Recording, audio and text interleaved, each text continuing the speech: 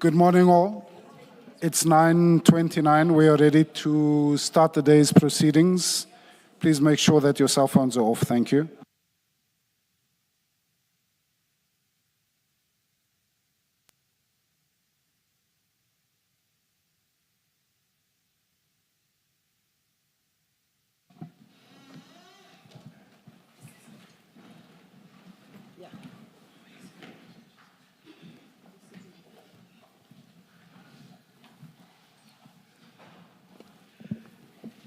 Good morning, Ms. Sildo. I cannot help but say that you are confusing me. Because yesterday I was surprised to see you here. Now you are back where you usually are. Good morning. Good morning, General. Good morning, Chairperson. Good morning, Commissioners. Thank you. Good morning, Chair, and I apologize for the confusion I saw. But as the Commissioners, I'm sure by now are no doubt aware, this is my preferred position.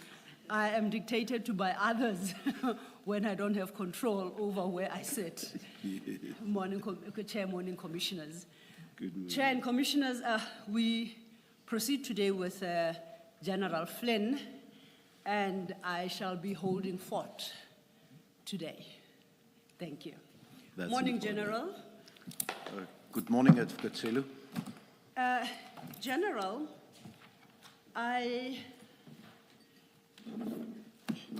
yesterday during your testimony, some issues arose, I think, from the commissioners, and I thought it appropriate to perhaps provide fuller clarity on the questions on the answers you had provided to the questions posed. So I suggest that before we deal with the remainder of your statement, we take a step back and we try and address the questions in full that arose. And thereafter, we will get back to your statement. Would that be appropriate? Indeed, Commissioners. Before we do so then, Commissioners, you recall that yesterday General Flynn had indicated that he would be preparing a supplementary statement. That statement has been prepared and your files have been duly updated. It is the last item in your current files.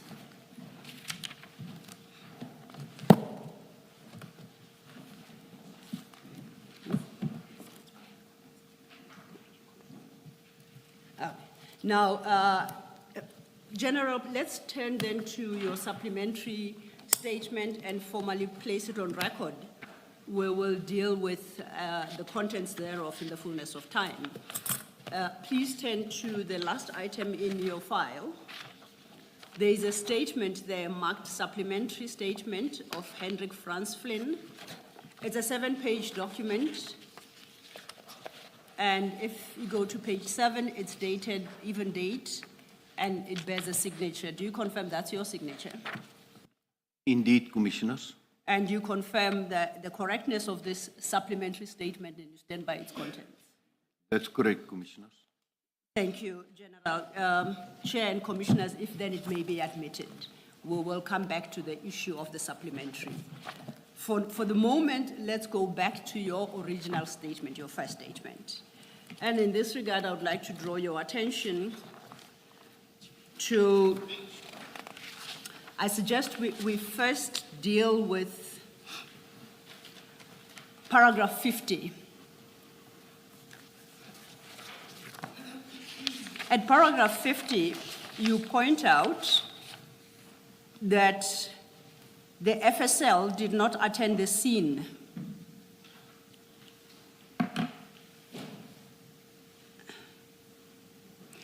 On 22nd June 2022 at the harbor. And the reason advanced was that FSL declined to do so because it was not a clan lab scenario, meaning it was not a clandestine drug laboratory. My question is, that term seems to refer to laboratory. And the scene as we had it at the Ahaba was not a laboratory case. why then is the clan lab scenario of relevance to whether or not FSL could attend the scene? Commissioners, it became relevant because Colonel Jacob indicated that he requested their presence at the scene and they denied it. So there was no need to call them because even the protocol direct that LCRC or the local criminal record center attend to normal drug seizures and not the forensic science laboratory. So is it your testimony then that FSL in the circumstances was the wrong entity to make contact with? Indeed, Commissioners. And the entity that ought to have been made contact with is the LCRC? That's correct, Commissioners. To your knowledge, was LCRC contacted by the investigators in this case on the day in question at the harbor? I do not have knowledge of that, Commissioners. You don't, did you say knowledge or record? I do not have knowledge of that. Knowledge of that. Thank you. The second issue is at your paragraph 51. And here you are dealing with the question of the requirement that the exhibits be sealed at the crime scene and not after they have been transported to Port Shepstone. You see, it's your last sentence in paragraph 51. I'm going to, and commissioners, we now have 2 SAP 13s. And I think this would assist with a question posed by Commissioner Khumalo yesterday. I'll call the one the Isipingo SAP 13, and then we have the Port Shepstone SAP 13. Currently, hearing my voice back to me is rather weird. Currently, they are running prints and they will be uploading. In order for General Flynn to provide the requisite clarity on the issue, it is necessary that they be at hand.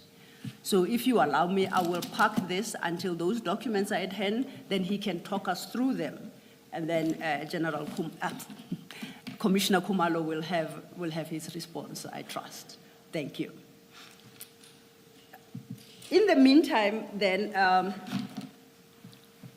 I would invite us, General, to deal with the requirements in terms of the instruction notes and the legislation insofar as it is relevant on this matter. And then we will look at the SAP 13s themselves to determine whether or not they complied. I would suggest for that purpose, then we go to your annexure HH2. Is it HFF2? HFF2. And I'm going to request your assistance to help us understand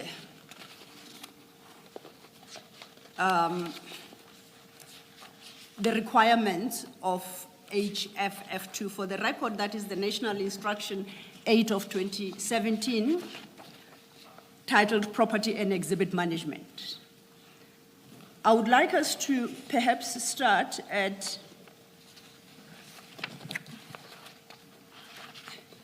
page 73. I don't know how you normally refer to whether I'm at 4. Is that a part 4? Is that a clause 4? Is that item 4? How do you normally refer to it? So Paragraph 4. Paragraph 4, okay. Then let's start at your paragraph 4. Paragraph 4 speaks to or regulates the completion of SAP 13 registers when exhibits are handed in at the CSC. I think firstly, let's understand what is the CSC, and please, in that explanation, contrast it with what we generally understand to be a police station, if there is a difference. Commissioners, the CSC, as I explained yesterday, is the Community Service Center or the Charge Office. And that's the...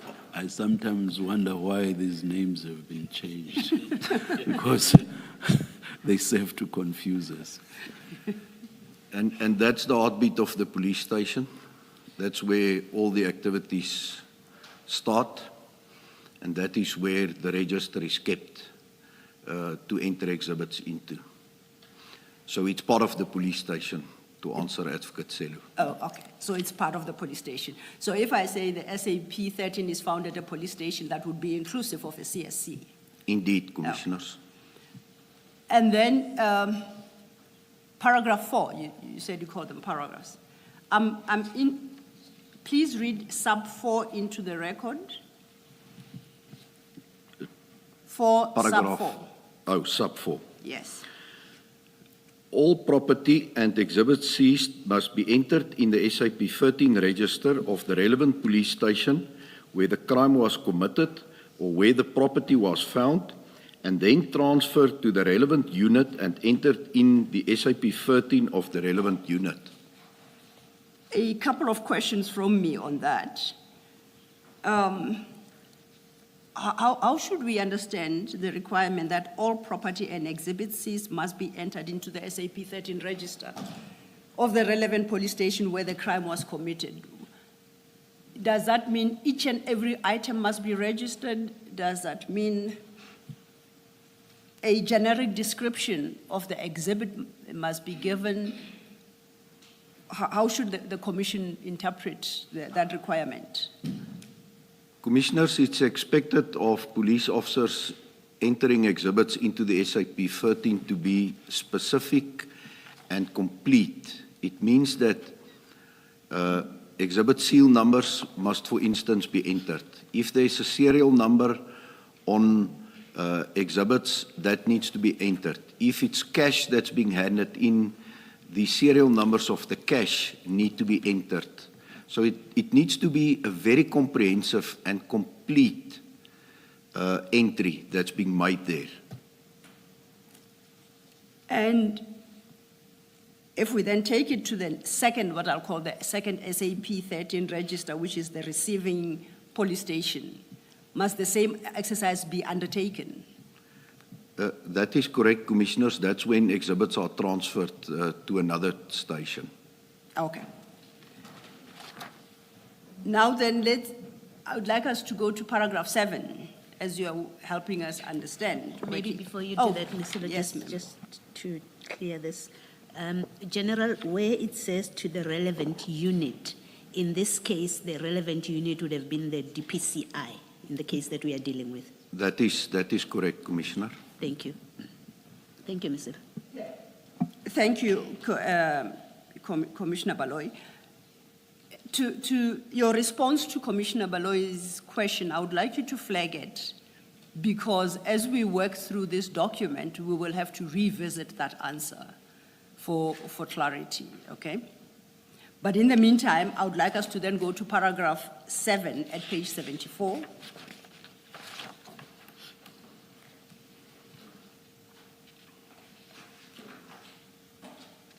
And at paragraph 7, which is headed Property in Temporary Storage Facilities in the CSC, I take it then police station, as you explained. And it requires that all property entered in the SAPS 13 must be locked in a temporary storage facility at CSC, where they must be kept safely until handed over to the station commander or exhibit official. In the case of the Port Shepstone seizure and the SAP entry at Isipingo, who would have at the time been the exhibit official? Warrant Officer Perumal, Commissioners. So Warrant Officer Perumal is our exhibit official. That's correct, Commissioners. Then I invite us to paragraph 8. You had touched on this briefly. Paragraph 8 regulates the transfer of exhibits from one police station to another. Part 1 or sub 1 of paragraph 8, it states that the transfer document SAP 13 sub G is completed by the sub 13 official in all instances where exhibits are transferred from one police station to another or between subs 13 stores. Would it be logical for us to expect to obtain an SAP 13 sub G from Isipingo police station in regard to the Port Shepstone seizure? That's correct, Commissioners, because it's a requirement. And part 2 deals with the completion of their transfer document. Is this a separate document from the SAP 13 book that is completed? Is it a standalone document, or is it part of the SAP 13, I'll call it a book, where various entries are made? What exactly is a transfer document? Commissioners, it is a separate document. It does not form part of the actual register where the exhibits are entered into. So, when we then turn to sub 3, sub 3, as I understand it, lists the information that must be provided in this separate document that is called the transfer document. Am I correct? That's correct, Commissioners. And at sub 5, a similar requirement, but this time for the receiving station. So sub 3 regulates the requirement for a transfer document by the transferring station. In our instance, in this particular case, that would be Isipingo police station. Am I correct? That's correct, Commissioners. Sub 5 regulates the requirements for a transfer document by the receiving station. Is that correct? That's correct, Commissioners. So, and basically the requirements are the same. Have you said you haven't seen this transfer document. Have you seen any document that provides the detail required in sub 3? And No. I'm not calling it a transfer document for a moment, but any document that has captured the requirements of sub 3A to I. No, I'm not aware of any such documents, Commissioners. And similarly then, am I correct to assume that you haven't seen in respect of a document contemplated in sub 5, A to H? That's correct, Commissioners.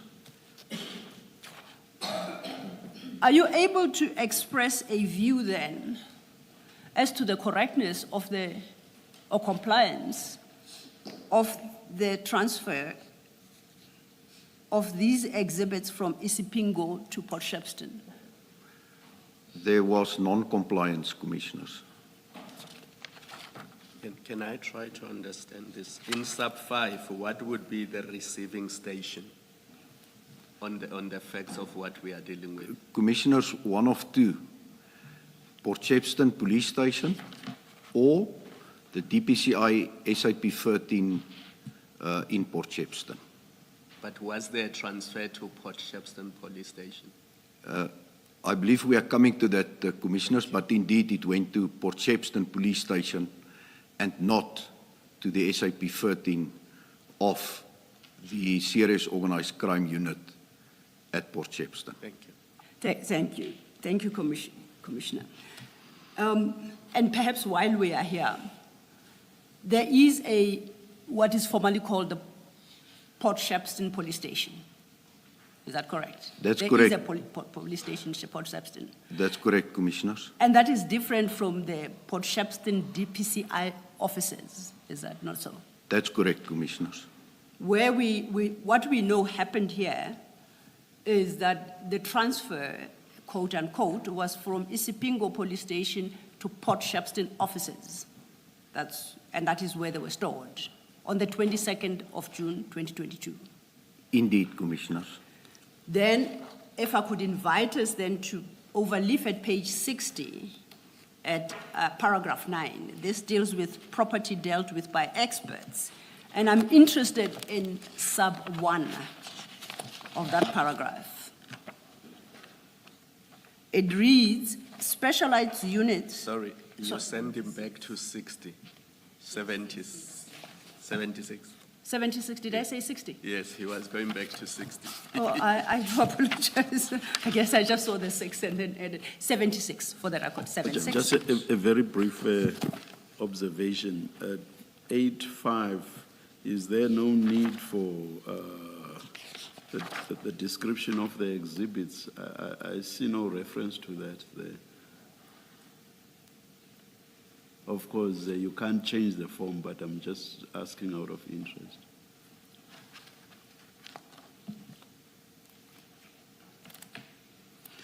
There is reference to that under 383, H, description of exhibits. I would have thought that the person receiving there should be an entry that says description of exhibits again to correspond with what the transferor says. That's correct, Commissioner. Yes. You might want to raise that with the relevant sections of subs. Thank you for that observation, Chairperson. Thank you. Thank you, Chair. I had then directed us to page 76.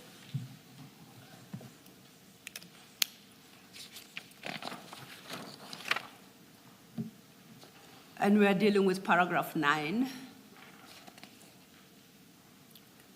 the first subparagraph, sub 1. And it reads, specialized units resorting under the Directorate of Priority Crime Investigations, DPCI, and the Division Forensic Services may, with the consent of the Divisional Commissioner or Head, DPCI, keep separate SAP 13 registers to record exhibits. Do you see where I'm reading? That's correct, Commissioners.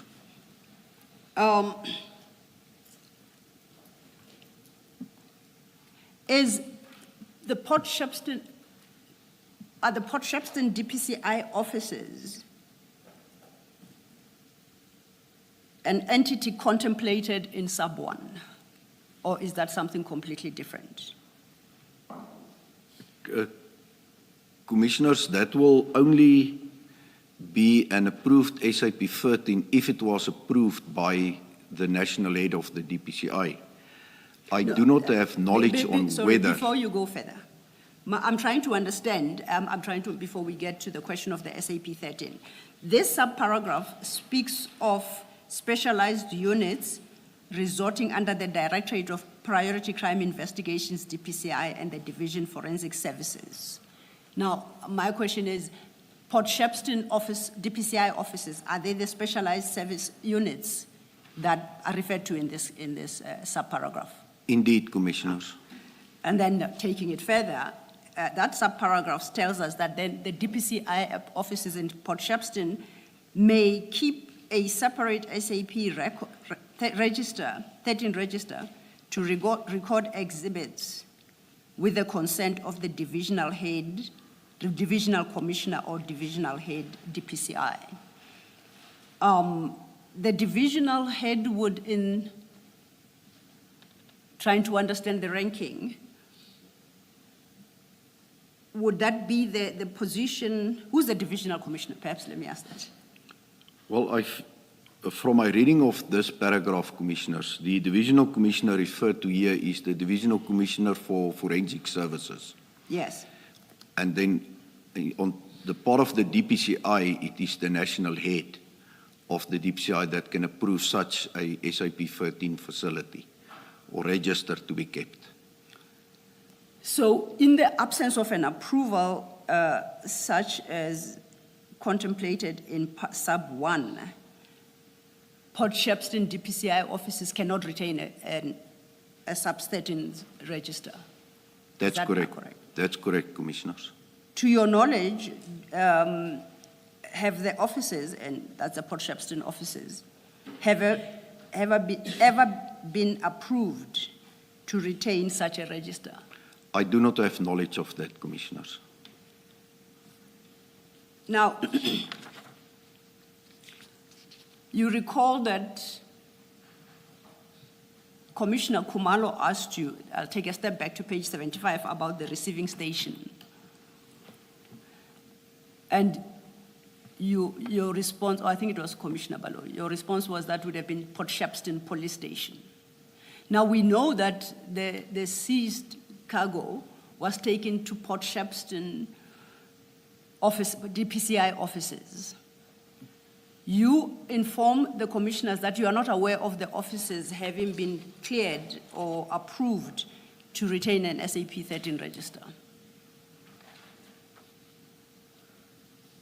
If that's where they went, why then do you conclude that the receiving station in this instance, as in paragraph 8, sub 5, was Port Shepstone Police Station? These are two separate places.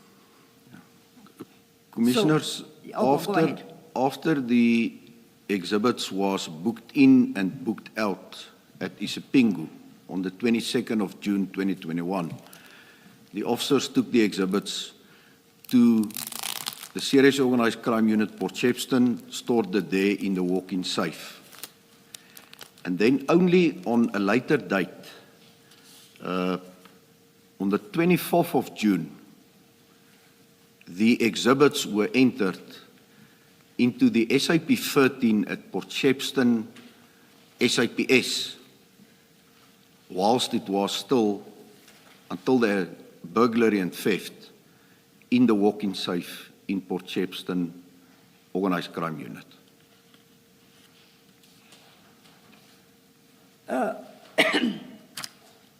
So if I understand you correctly, the exhibits were physically taken to Port Shepstone offices.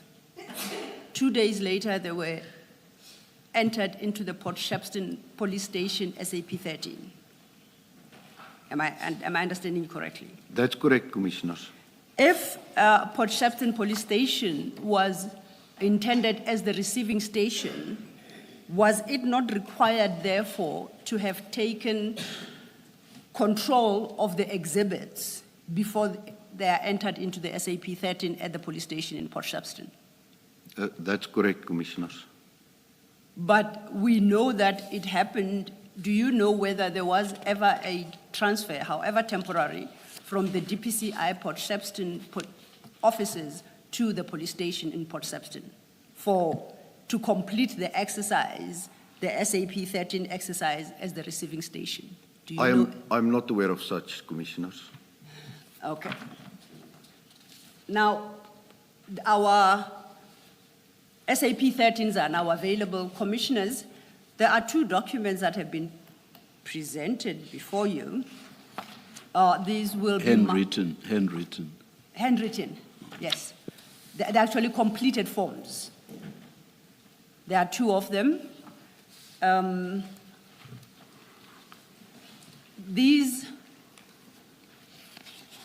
are marked, paginated 193 and 194 as exhibits. There'll be exhibit CJC 193 and CJC 194 respectively. The small one is 193. 193. 193 is the smaller small one. For now, I'll call them the small one until the general confirms what they are. I always rely on the attorneys to Yes, sort that out for indeed. years. Thank you. Yes, indeed, Chair, it shall be done. It was for purposes of the record. Yes, thank you. General, you have received the two documents that they've just been distributed now, I referred to, correct? That's correct, Commissioners. I would like us to turn our attention to the first. At the top right corner, it is written in manuscript A16. You see that document? That's correct, Commissioners. What is it's a two-page document. What is this document? Commissioners, it is a copy of the SAP 13 at Isipingo Police Station. Now, we know from evidence tendered thus far that this seizure was registered, was booked in, and subsequently booked out at Isipingo Police Station. Is this the SAP 13 that would have reflected that book-in, book-out process? That's correct, Commissioners. If you look at the first page of that document, there is an entry 373 dated 22/06/2021. And in the second column, it indicates a DPCI inquiry number, and then it provides a description. Do you know what that entry is? Advocate Celo, do you refer to column 3, the entry? The column second 2? entry on the page, the first seems to be headed 323, item, whatever, entry 372. The second is entry 373. Oh, Yes, yes, 373. Rather dyslexic this morning, apologies. Do you see where I am, General? In column 2, Commissioners, that DPCI inquiry number, it refers to the inquiry file under which this investigation was conducted. And that was as at the date reflected in the first column, 22/06/2021. That's correct, Commissioners. I then want us to move to the third column. And if you could read, if you can make out what's written there, if you could read what's written in this SAP 13. Commissioners, it is written a 1 and then a bracket, so it's for item 1, and it's just reflecting 541, and then in brackets 541, multiply 1 kilogram brick containing powder suspected to be cocaine. And again, as you made a correction yesterday, it should have been, there should have been each somewhere there, because now this suggests that all of this is 1 kg. Yeah. That's correct, Commissioner. Yeah. Thank you, Chair. And I think you identified this as the Isipingo SAP 13, this document. That's correct, Commissioners. When one looks at this document, I do not see any further description as, I think, contemplated by the National Instruction 8 of 2017, that each exhibit must be individually identified in the receiving. No. In the first station where the crime is committed when they enter into the SAP 13. That's the totality of the description of the exhibits. It's inconsistent with the response you gave that each single piece of exhibit has to be individually listed in the SAP 13. And described. And described.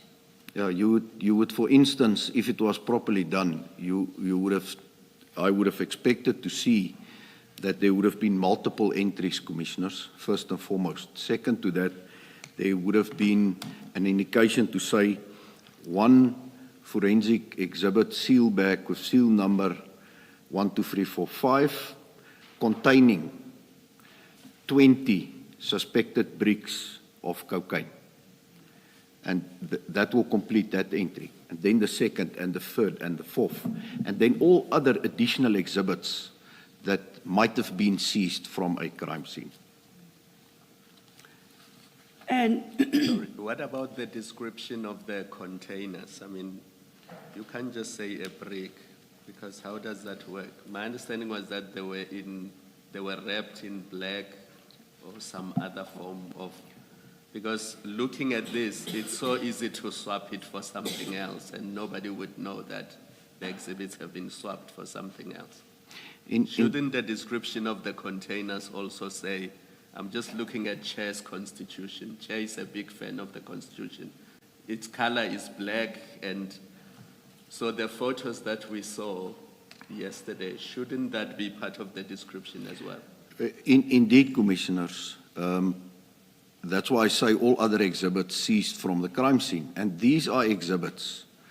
The wrappings, the bags in which it was, the additional wrapping around that bags with the carry handles, all of those was then supposed to, after it was, the cocaine was removed from those bags, to also form part of the list of exhibits.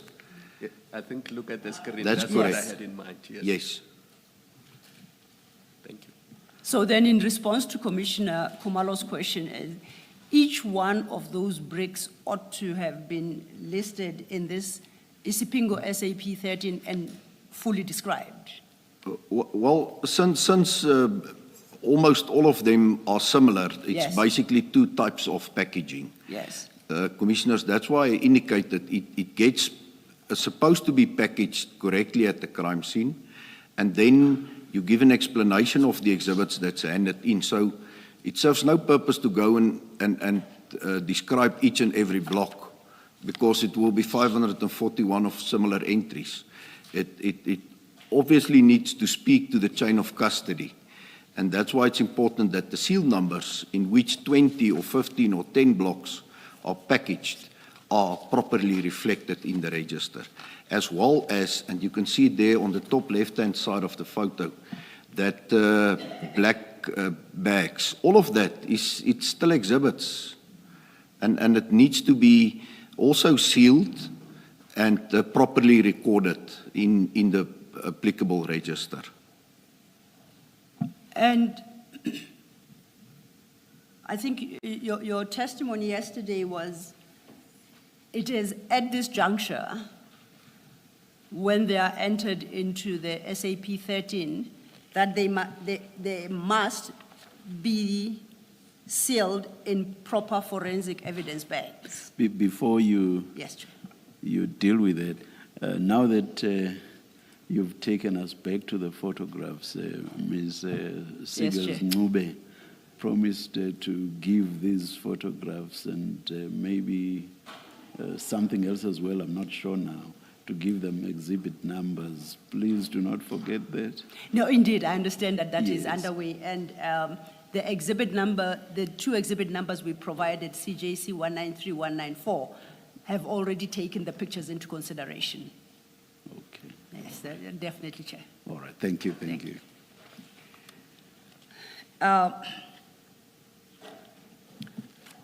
Okay, I'd say, my General, yesterday I understood you to have testified that at the crime scene, the exhibits must be, and at the bookings police station, they must be entered into the SAP 13 register and placed at the same time in proper evidence bags, sealed and marked and duly marked. Did I understand you correctly?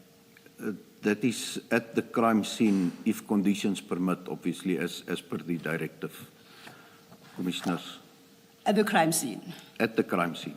So we know that it didn't happen at the crime scene. Instead, they were taken to the Isipingo police station. And that picture we looked at were the exhibits as they were at the Isipingo police station. That is the time they were entered into the SAP 13. Am I correct? That's correct, Commissioners. Now, I want to understand whether after the entry into the SAP 13, is it at this juncture they must be placed in evidence bags and sealed? No, this was already at the police station. So if they omitted to do it at the crime scene, at the container, at least there was a second bite at the cherry where they could have conducted still proper crime scene management. And even here, it was not done, Commissioners. So, Sorry. yes. General, are you saying even here at Sipingo, they should, having failed to do it at the crime scene, at this point now at the police station, they should have put them in bags. Indeed, Commissioner, although on face value what I observed there is that the exhibits were already contaminated, unless the colleagues had gloves on. But it could still have been photographed properly by LCRC, as well as properly sealed in exhibit seal bags. And the exhibits could have been properly reflected in the SAP 13 register.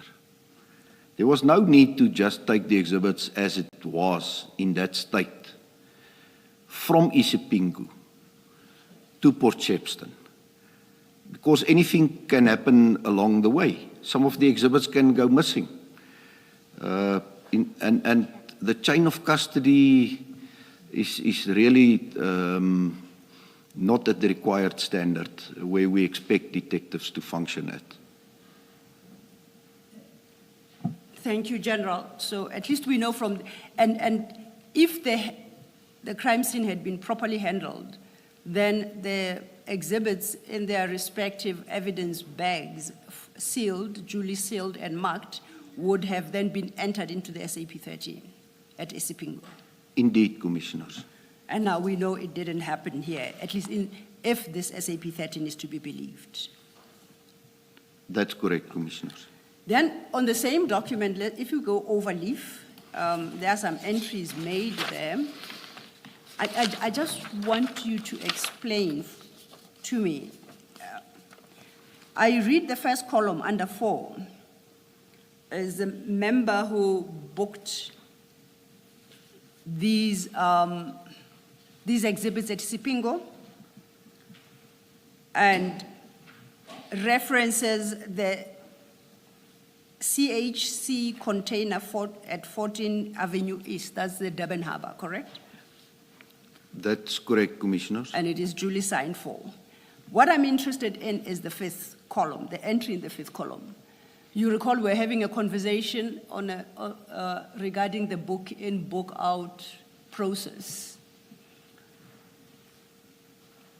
That requires a registration in the first police station, SAP 13, and immediately booked out to another police station where an SAP 13 would be completed. I'm correct? That is the general process. That's correct, Commissioners. And now we have dealt with the issue of the transfer documents to take account of that movement from the one police station to another police station. Am I correct? That's correct, Commissioners. Now, yesterday you referenced book in, book out. Must that strictly be from police station to police station, or can it be booked out for other purposes? The exhibits can obviously and must be booked out to be submitted to the Forensic Science Laboratory, Commissioners. So that is also a legitimate reason. Okay.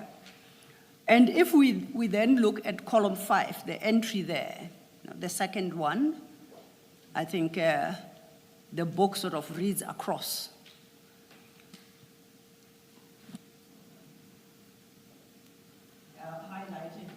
Highlighted in green and yellow. That is the continuation of the entry regarding these exhibits, you confirm? That's correct, Commissioner.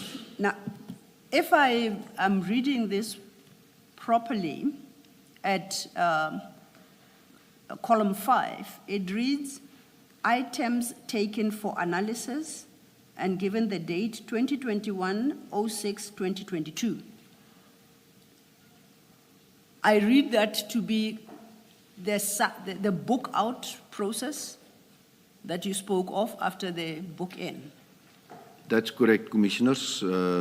That's what column 5 is created for.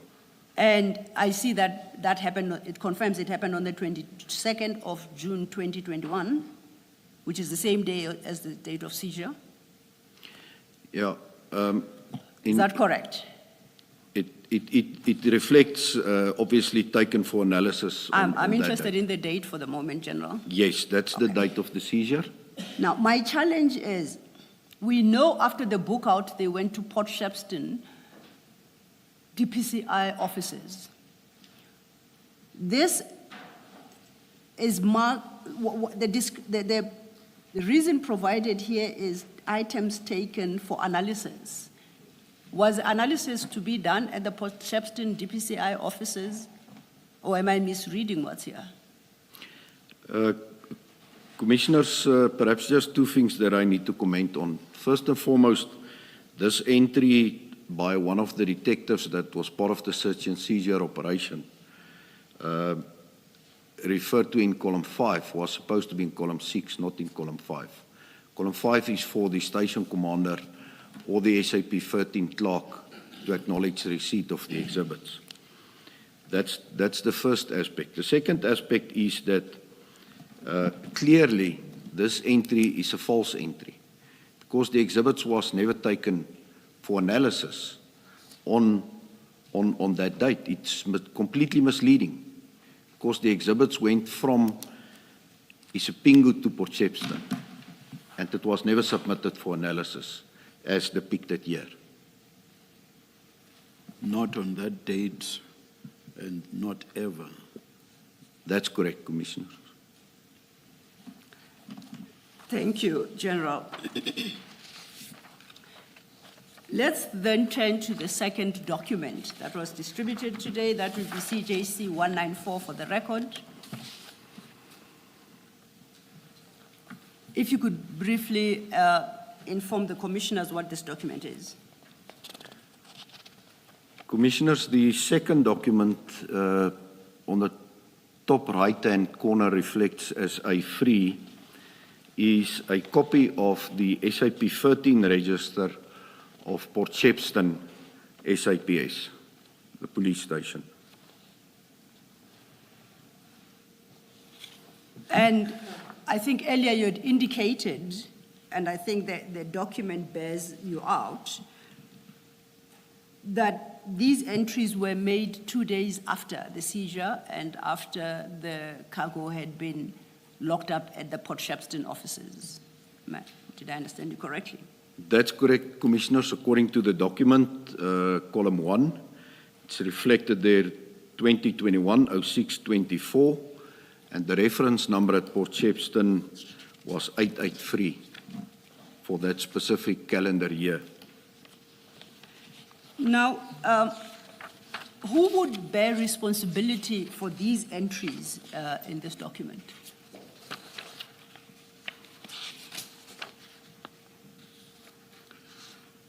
Commissioners, the exhibits was entered by Warrant Officer Mpangase. But if I understood it, Warrant Officer Mpangase is one of the investigating officers. Should the SAP entry not be countersigned by the exhibit official, the official who is responsible for the exhibits at the police station? Commissioners, if we can perhaps go to the last page Yes. of this exhibit. In column 4 under paragraph 4.5, it indicates the signature of Community Service Center member who receives exhibits or the property. And there is a different signature affixed to that column under 4.5 after Warrant Officer Mpangase entered the exhibits into the register. Indeed. So I'm saying it is that signature, whoever it belongs to, is that person who then becomes the exhibit official and is responsible for these exhibits from that point. That's correct, Commissioners, but here we have to also take into consideration, again, paragraph 6.1, where Warrant Officer Mpangase, again on the 24th, booked out the exhibits. Apologies, General, you are ahead of us. We will get to that point. Okay. You recall that we dealt with, in terms of the instruction notes, the transferring station and the receiving station requirements and the transfer documents. Now, you explained that when they are registered in the receiving police station, that police station takes responsibility for the exhibits. And they are entered into that police station's SAP 13. And this is what this document purports to be the Port Shepstone Police Station SAP 13. Am I correct? That's correct, Commissioners. And my question, therefore, is if the commissioners were to go to Port Shepstone Police Station to establish who was the official responsible for receiving these exhibits, there has to be somebody identifiable to say, I received them and I signed the SAP 13 form. Am I correct? Is my understanding That's correct. That's how it's supposed to be working. Now, from the document before us, are we able to determine who the receiving official at the Port Shepstone Police Station was? I cannot identify it from this document, Commissioners. And as you rightly say, at the end of that document, just under 4.5, is a signature with no name, no, is it a personal, member number, no date? No rank. No rank. Do you have any comments to what we are confronted with? Well, Commissioners, from a reading of the document, it's clear that this was just an entry into the register at this police station to have a reference number for the exhibits that's been kept at Port Shepstone. According to my knowledge, the actual exhibits was not taken out of the walk-in safe at the unit, taken to Port Shepstone, booked in there, booked out, and taken back again. This is just a paper exercise that was performed here. And that is why Warrant Officer Mpangase immediately again, or directly after he entered it here, on the same date, made the entry, apparently he made the entry under paragraph 6, that the exhibits is taken for investigation.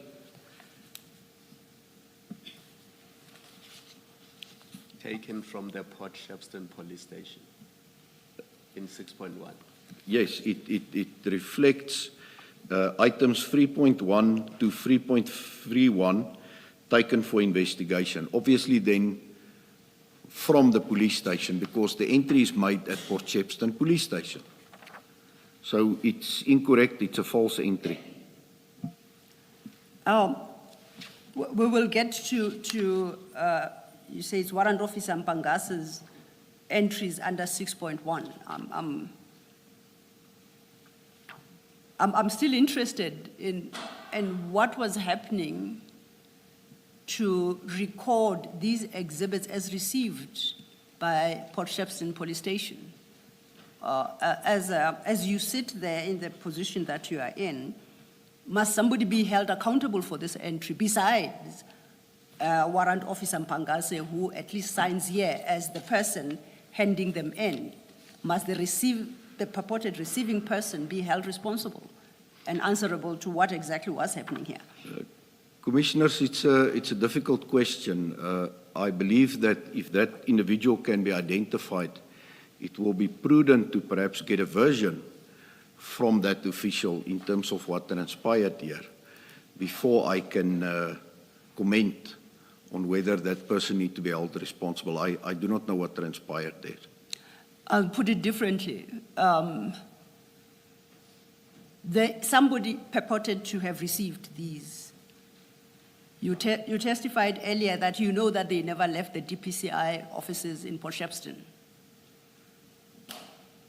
Is that a concern to you that you are confronted with an entry such as this in circumstances where somebody in Port Shepstone Police Station purports to be receiving something that never left the DPCI offices in the first place? Indeed, Commissioners, because it is a misrepresentation. Now, that person, would I be correct to conclude that based on what is written here, this person confirms that these exhibits were in fact cocaine? You remember when they left Isipingo, they are noted as suspected to be cocaine. The receiving, if we go to the first document, the Isipingo SAP 13, says 541 by 1 kg brick, containing powder suspected to be cocaine. You confirm that, right? That's correct, Commissioner. And we know overleaf in that, the entry was that these were taken for analysis. That's And you correct. testified that, to your knowledge, no analysis was conducted. That's correct, Commissioners. 2 days later now, Port Shepstone Police Station accepts them as bricks of powder. Oh, so my apologies. It still says suspected to be cocaine. I misread that. My question is there any evidence, objective, independent evidence, that the exhibits entered into Isipingo SAP 13 are the same that are now registered here at the Port Shepstone Police Station? Is there any independent evidence that the Commission can turn to? I think you said that Isipingo is about more than 100 kilometers from Port Shepstone. Port Shepstone, that's correct, Commissioner. So what must we look to satisfy ourselves that what was taken, what was registered as Isipingo is indeed what is now registered at Port Shepstone Police Station? There's no independent corroboration to come to the conclusion that what was entered in Isipingo is now entered at Port Shepstone, Commissioners. Now, are you in a position to express an opinion as now regards the conduct of Warrant Officer Mpangase, who, as you indicated under column 6, states that these items were taken for investigation? Do you have a view to express on that? Commissioner, even that is a misrepresentation. If it was booked out for investigation, there was no investigation to be done on the exhibits except for the work to be done by FSL. So it was supposed to read taken then for submission to FSL. That's what I would have suspected, not for investigation, because as a detective at organized crime, the warrant unfortunately cannot determine whether it's cocaine or not. So that's a misrepresentation. I'm sure you meant expected and not suspected. Expected. Yes. Yes. Thank you, Commissioner. Thank you, General. In both the two SAP 13s, the exhibits are said to relate to DPCI Inquiry 28/06/2021. I think yesterday you touched on, an inquiry number versus a CAS number. And if I understood you correctly, for all intents and purposes, they're about the same. It's a registered inquiry. That's correct, Commissioners. And this inquiry is registered at the DPCI, by the DPCI. That's correct, Commissioners. I would take it then, once registered and investigations start, a file is created. I won't call it a docket, being an inquiry. A file is created that is then populated with whatever the investigations are able to yield. Is that a correct assumption on my part? That's correct, Commissioners. What basically happens is that the inquiry gets registered. Then the person that opened it will obviously affix either a statement or a document to the A part of the inquiry, make an entry into the SAP-5, which is the investigation diary, in the C clip of the inquiry, and then submit that inquiry immediately to an officer for and we refer to it as a 24-hour inspection, and then the inquiry is booked out to an investigating officer. And from the same documents, they are all in manuscript headed Port Shepstone CAS 129/11/2021. But that is the post-burglary or post-theft of the exhibit. That's a different CAS number, correct? Yes, that is all the evidence that was gathered subsequent to the burglary and theft that's contained in the Port Shepstone docket, Commissioners. I ask this because we haven't come across a file containing any documentation or, of the type you describe, or speaking to progress of investigations under that inquiry. Do you have a copy of that file? And this is prior to the theft of the drugs at Port Shepstone DPCI offices. The investigating officer is having the original inquiry that was registered, Commissioners. To your knowledge, are there any documents in that inquiry file predating the day of the theft? Commissioners, To your recollection, if you can't comment. I do not have detail of what was contained in the inquiry file. Okay. And you say the investigating officer would be able to shed light on that? Indeed, Commissioners. I'm happy to leave it at that.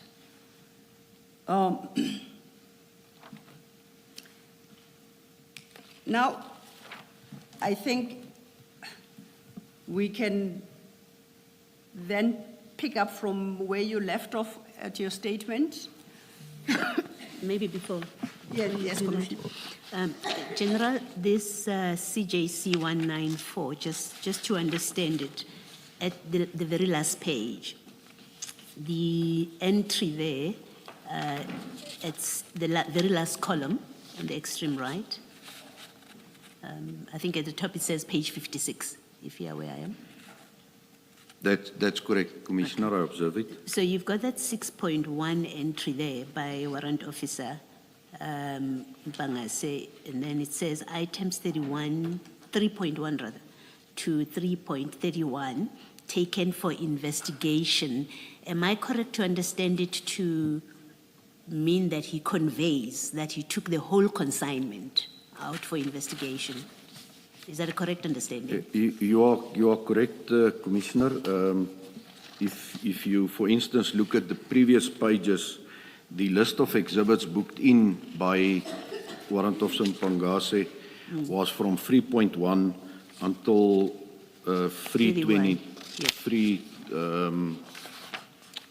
Just see the pages up to 331. Yes. Okay, so So he's means representing that he took everything. Everything. For That's investigation. correct, Commissioner. All right.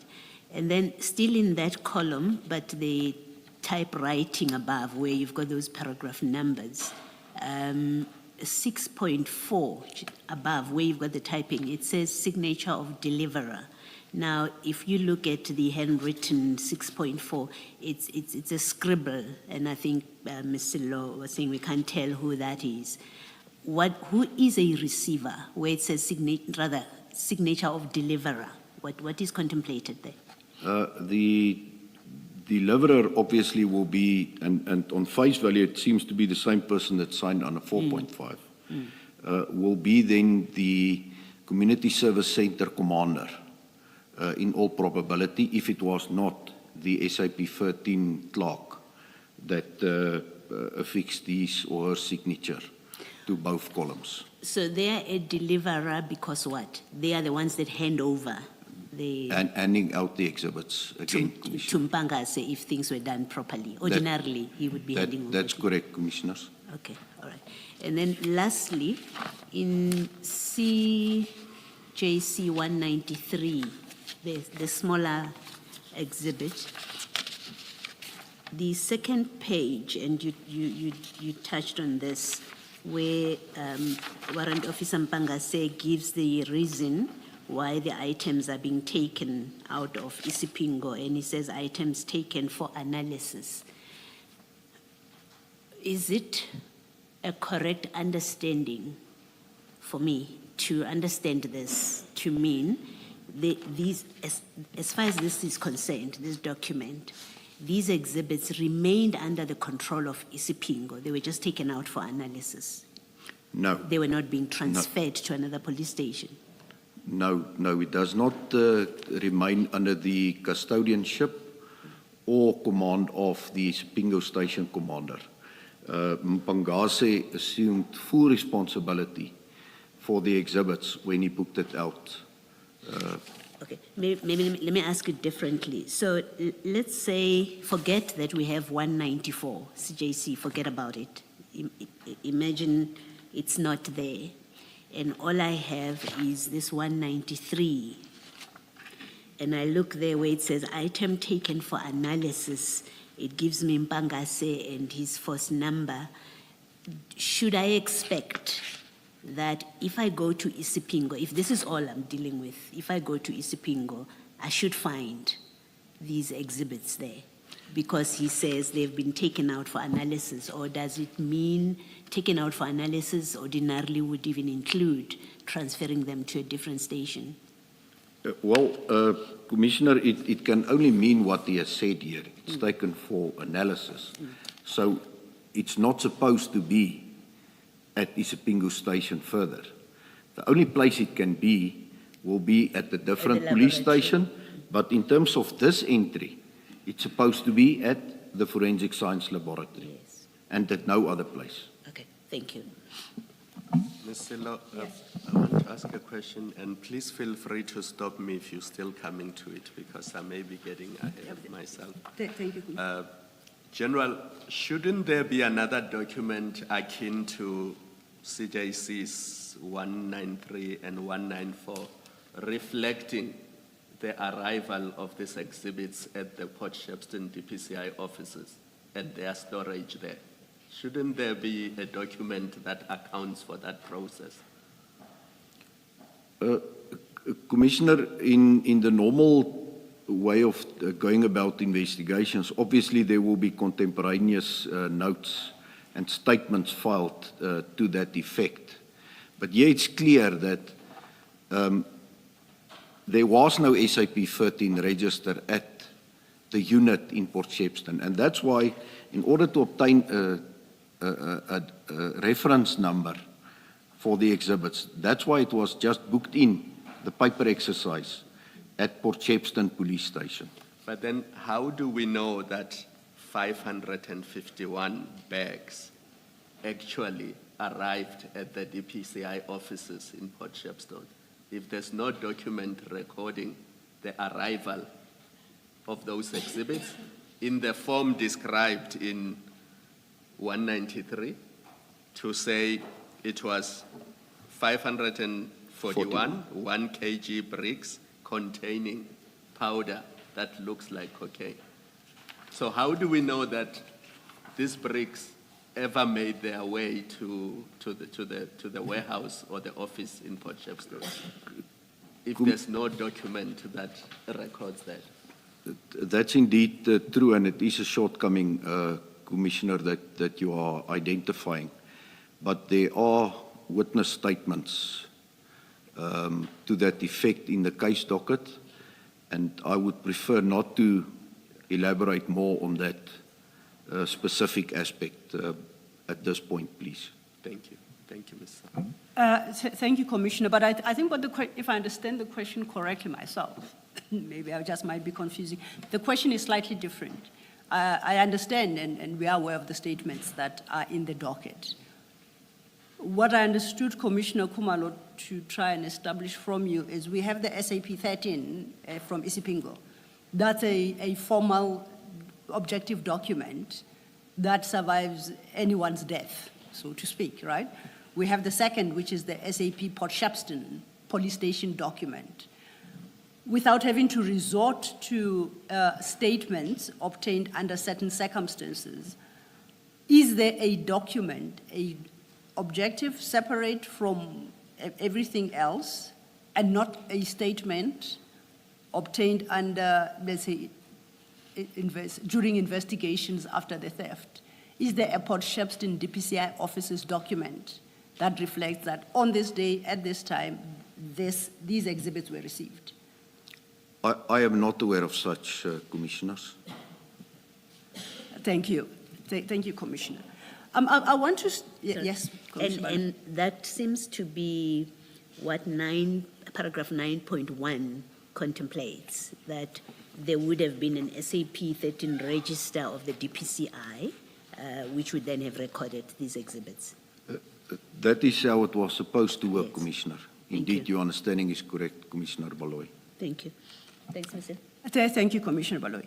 You recall when we were dealing with CJC 194, this is the Port Shepstone Police Station, SAP 13. I had started to make a particular comment, and I corrected myself and I said I misread the document. And that was in relation to the description of the exhibits. The first entry at 3.1 states that it's one FSL exhibit bag and gives a number containing 20 bricks of powder suspected to be cocaine. We dealt with that. I then corrected myself that Port Shepstone Police Station doesn't deal with the exhibits as definitely cocaine, but maintains the position assumed by Isipingo as well that it's powder suspected to be cocaine. On closer reflection, when I look at 3.2, it says 20 bricks, I don't know, of some word cocaine sealed in exhibit. Because I don't know what is the word that precedes cocaine, I'll prefer, or drugs. That then, if you look at 3.2 following, every other entry is described as drug cocaine. It's no longer, what do I make of this? Only the first batch at 3.1 is suspected to be cocaine, and the rest are definitely cocaine? Or must I read this document to mean that notwithstanding the wording of 3.2 to 3.31, they are still all suspected to be cocaine? As a police officer, how would you advise we properly read it? Commissioners, the entry reflected in 3.1 is indeed spot on. That is how it's supposed to be. Because according to my knowledge, there was no presumptive test conducted at the crime scene or at Isipingo Police Station to indeed confirm that it was cocaine. So 3.1 is correct. From 3.2 onwards, if all speak about cocaine, that will be inaccurate. Thank you. Okay, I'd invited us then to go back to your statement, your original statement. And I think, based on where you concluded yesterday,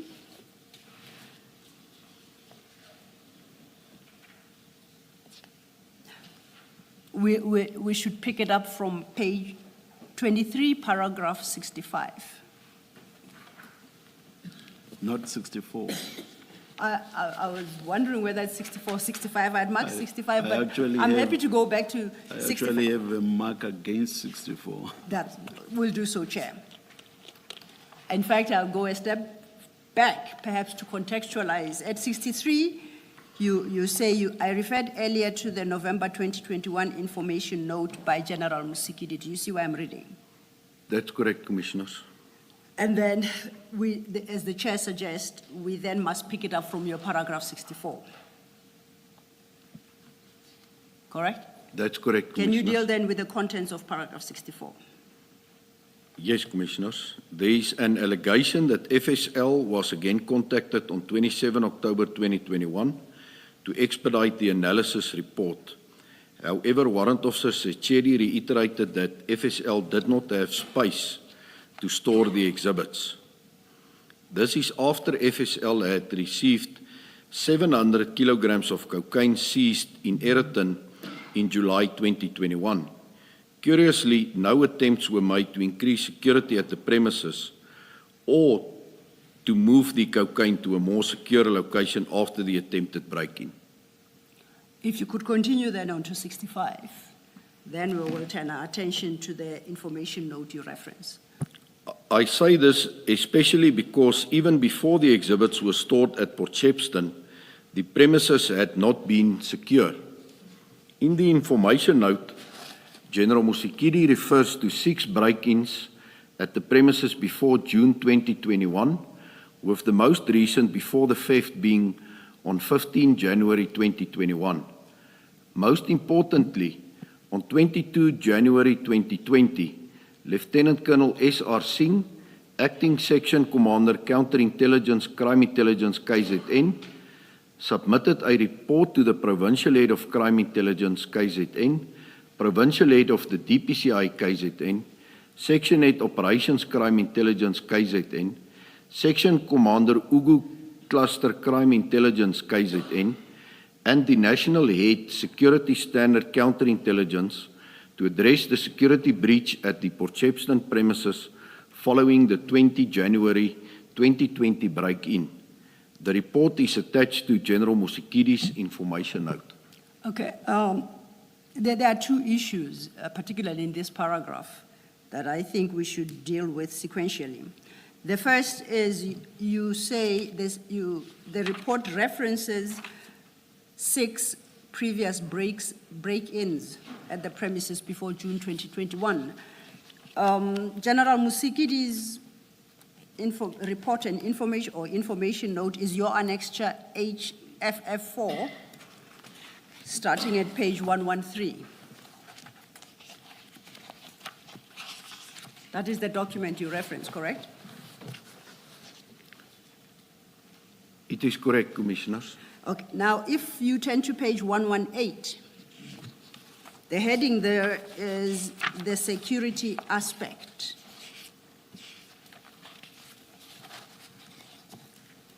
And are these the break-ins you referred to at your paragraph 65? That's correct, Commissioners. I don't know if, because I've been particularly dyslexic this morning, whether I have it wrong. I count, excluding the last, which is the actual break-in at Port Shepstone in November 2021, resulting in the theft of the drugs, I count 7 previous. You reference 6. Who is dyslexic this time, General, between you and I? But most important, are these the same break-ins you referred to at paragraph 65?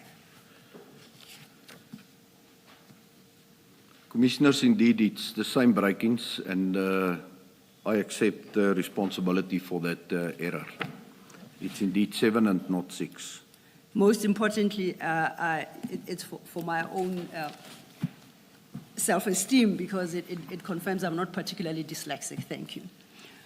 So you say that would make it 7, according to that table, 7 break-ins at the Port Shepstone DPCI offices, or from December 2011 to October 2021.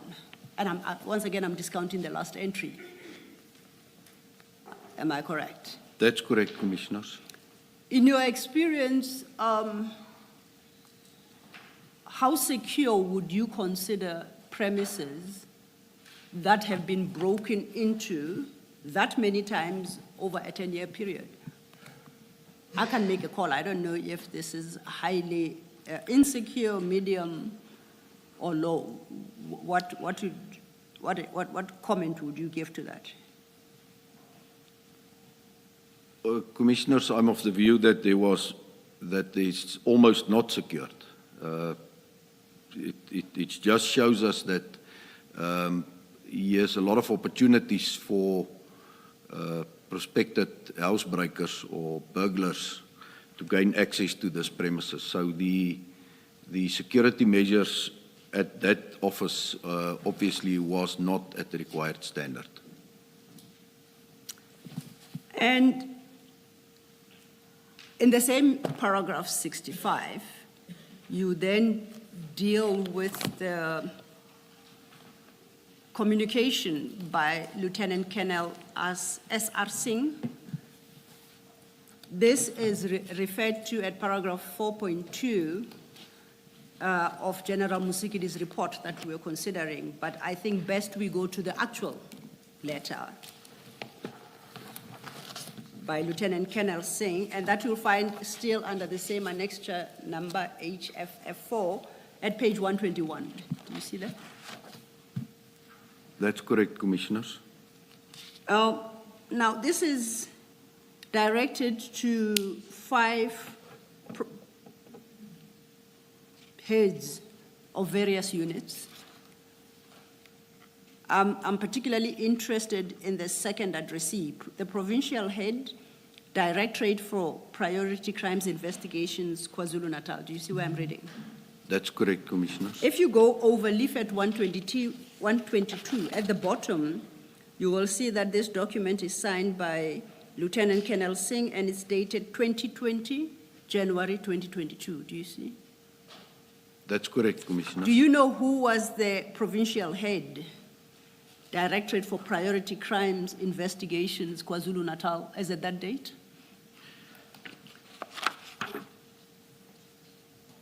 Commissioners, if my memory serves me correct, by then there was not a person appointed as the provincial head, so one of the brigadiers within the province would have been acting.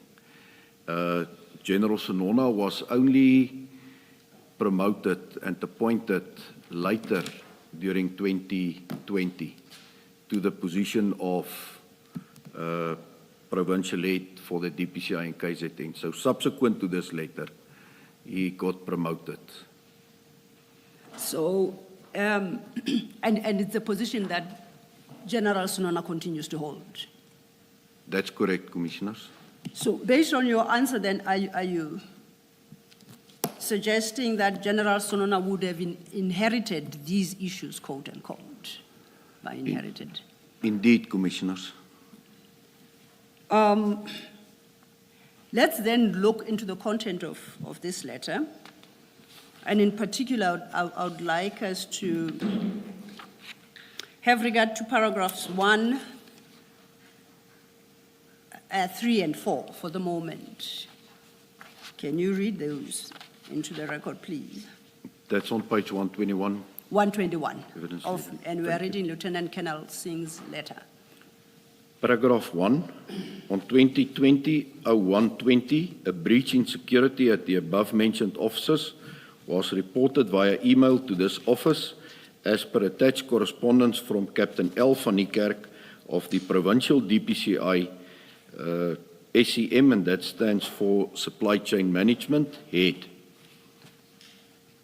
The officers were visited by Captain L. van Niekerk on 2020-0120 in order to conduct a site inspection of the breach.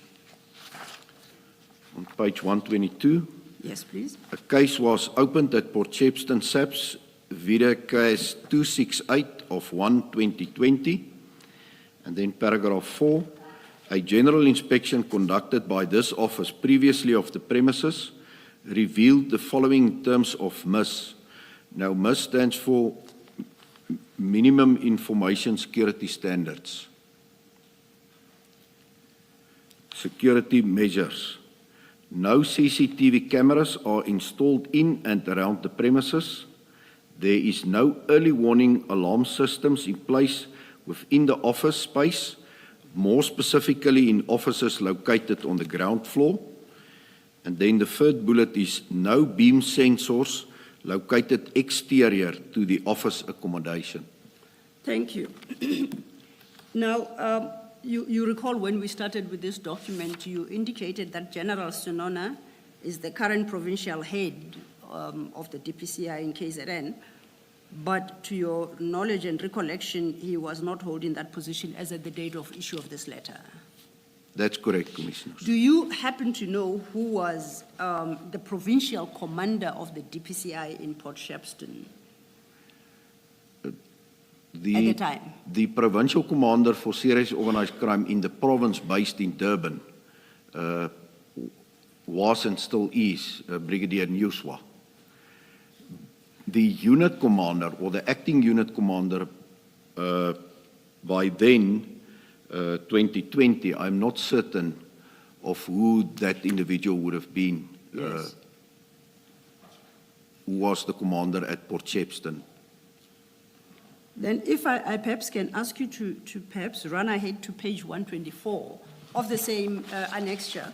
This now, for the record, is the report by General Sinona, annexed to General Musikidi's information note, and the document itself is dated 9th November 2021. I want to refer you to page 124, paragraph 1.4 of General Sinona's report, and I wonder if you can help clarify something for me. Are you at 1.4? Yes, I am. Just for context, this document is about the seizure and storage and subsequent theft of the very drugs we're having conversation about. At 1.4, the last sentence reads thus, okay, the penultimate sentence, a request was made to arrange a suitable storage location. Do you see where I'm reading? This is after they've been at Isipingo. Do you That's see where I'm correct. reading? It continues, the provincial commander indicated that the DPCI Port Shepstone SOCI unit premises be utilized to store said exhibits. The location has been used to store drug exhibits previously, as it has 2 strong rooms.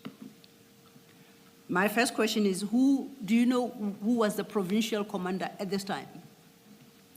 It was still Brigadier Newswalk, Commissioners. So would it then be correct to say the decision to store at the DPCI offices, Port Shepstone, was based on, is it Brigadier Newswalk? Brigadier Newswalk's advice? That's correct, Commissioners. Okay. Then I would like to invite your comment in the context of what Lieutenant Colonel Singh has said about the shortcomings in security measures of the premises.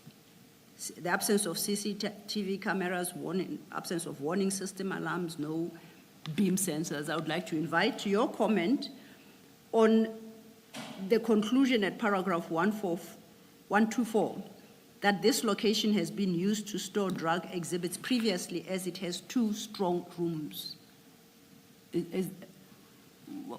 What does the fact that it has strong rooms, what impact does that have on the security arrangements that were in place at the time, as expressed by Lieutenant Colonel Singh in his letter? Well, Commissioners, the mere fact that it's a strong room is no guarantee that the crime cannot be committed, for instance, a burglary as it happened here. You need additional layers of security measures to obviously make it difficult or impossible for individuals to breach that premises first and foremost, and then to get access to the building, and then to execute successfully the bridging of the vault and the removing of the exhibits. So additional security measures is critical. If that's not in place, I'm of the view that it's extremely reckless and irresponsible to place exhibits in such a strong room or a vault. It would have been more safe at any other police station that is 24 hours manned, because at least you've got a human element then at the police station, and those police officers on duty in the charge office are armed. So at least that's an additional barrier that was completely absent here. Thank you, General. Then if we could go back then to General Musikidi's, Lieutenant Colonel Singh's letter at page 121. He concludes that letter with certain comments, and they sound more like recommendations regarding being heard to the wording. He concludes, under comments, it is hereby recommended. Do you see where I'm reading? That's correct, Commissioner. Could you please read those recommendations into the record? It is hereby recommended that the above-mentioned office initiate processes in order to remedy the contributing factors that led to the physical security breach, which is, first bullet, installation of perimeter beam sensors around the ground floor of the office accommodation. Bullet 2, interior office accommodation infrared sensors. Bullet 3, engagement with the contracted armed response company to ensure efficient service in terms of timeous visits to the site. And then the fourth bullet, the upgrading and repairs of the perimeter lighting. Lighting. Thank you. Do you know whether any of these recommendations were carried out? I do not have knowledge of such, Commissioners. So you are not in a position to comment whether or not any one of them was in place 18 months later when the theft took place? That's correct, Commissioners. Okay. Chair and Commissioners, I see it's 11. Might this be inappropriate? Let us adjourn and resume at 11:25. Thank you, Chair.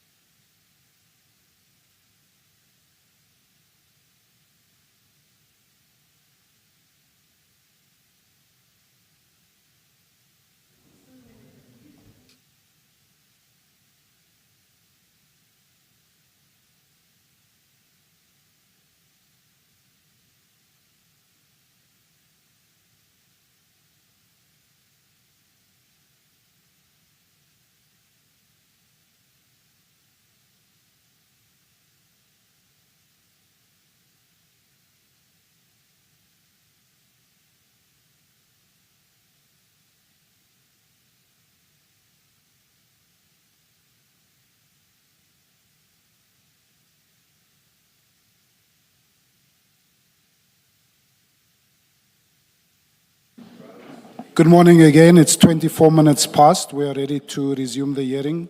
Please switch off your cell phones and any devices that might disrupt us. Thank you.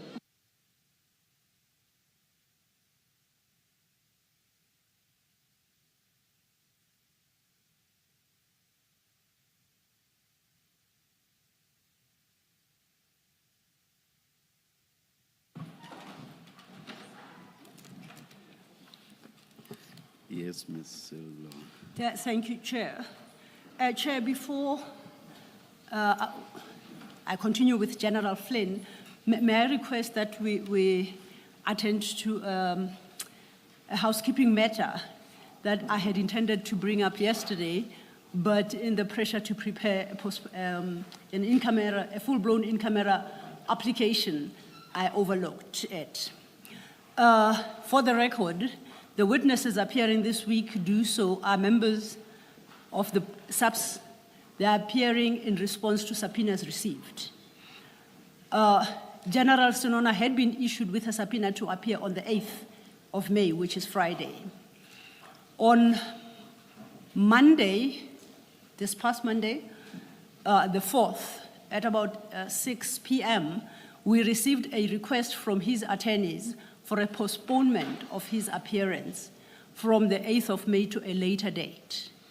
Now, I address you, Chair, to request that you grant that postponement to the 1st of June. So the subpoena stands to the 1st of June, 2026. Just for the record as well and clarity, the application to move one witness's testimony in camera is in respect of a different witness.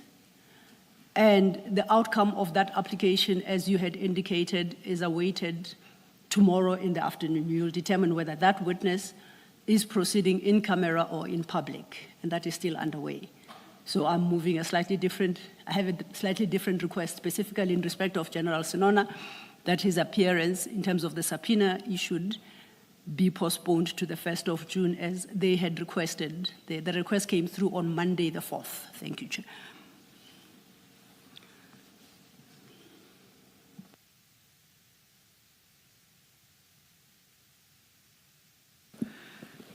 And sufficient reasons given by General Sinona's attorneys for the request? On your assessment? On my assessment. I wouldn't say all the reasons advanced are cogent, but one of the issues he raises is that since his suspension, he doesn't have sufficient access to his, computers and records held at the office. And he would require more time to attend to that. And I think perhaps that alone may be a sufficient ground to grant him the extension. He raises other issues in his request for a postponement, and he references his ongoing labor matter with the SAPS. And I think he says he's scheduled for an appearance on the 7th of May. So I would suggest that on the basis of those two reasons, there are other reasons advanced, of course, but I think those two reasons would be sufficient to argue for a postponement, Chair. Thank you. And if I may say, I would believe that if he's postponed to the 1st of June 2026, that would be shy of 4 weeks, and that is a fair postponement. The hearing of General Sinona's evidence is postponed to 1 June 2026 at 9:30 a.m. Most appreciated, and we shall communicate with him formally and so inform him, Chair.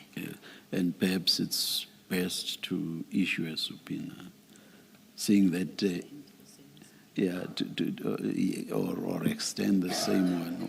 You'll look into the practicalities. Yes, yeah, and I'm suggesting that because the general is not here, yes, for us to direct him in his presence. We still have to respond to the formal request made on Monday. So in the process of doing that, we will bring the chair's order to his attention, and we will determine whether it is necessary to reissue now a subpoena for the 1st of June or to extend the current subpoena to the 1st of June. We will look into those matters. Thank you, Ms. Sello. Thank you, Chair. Thank you.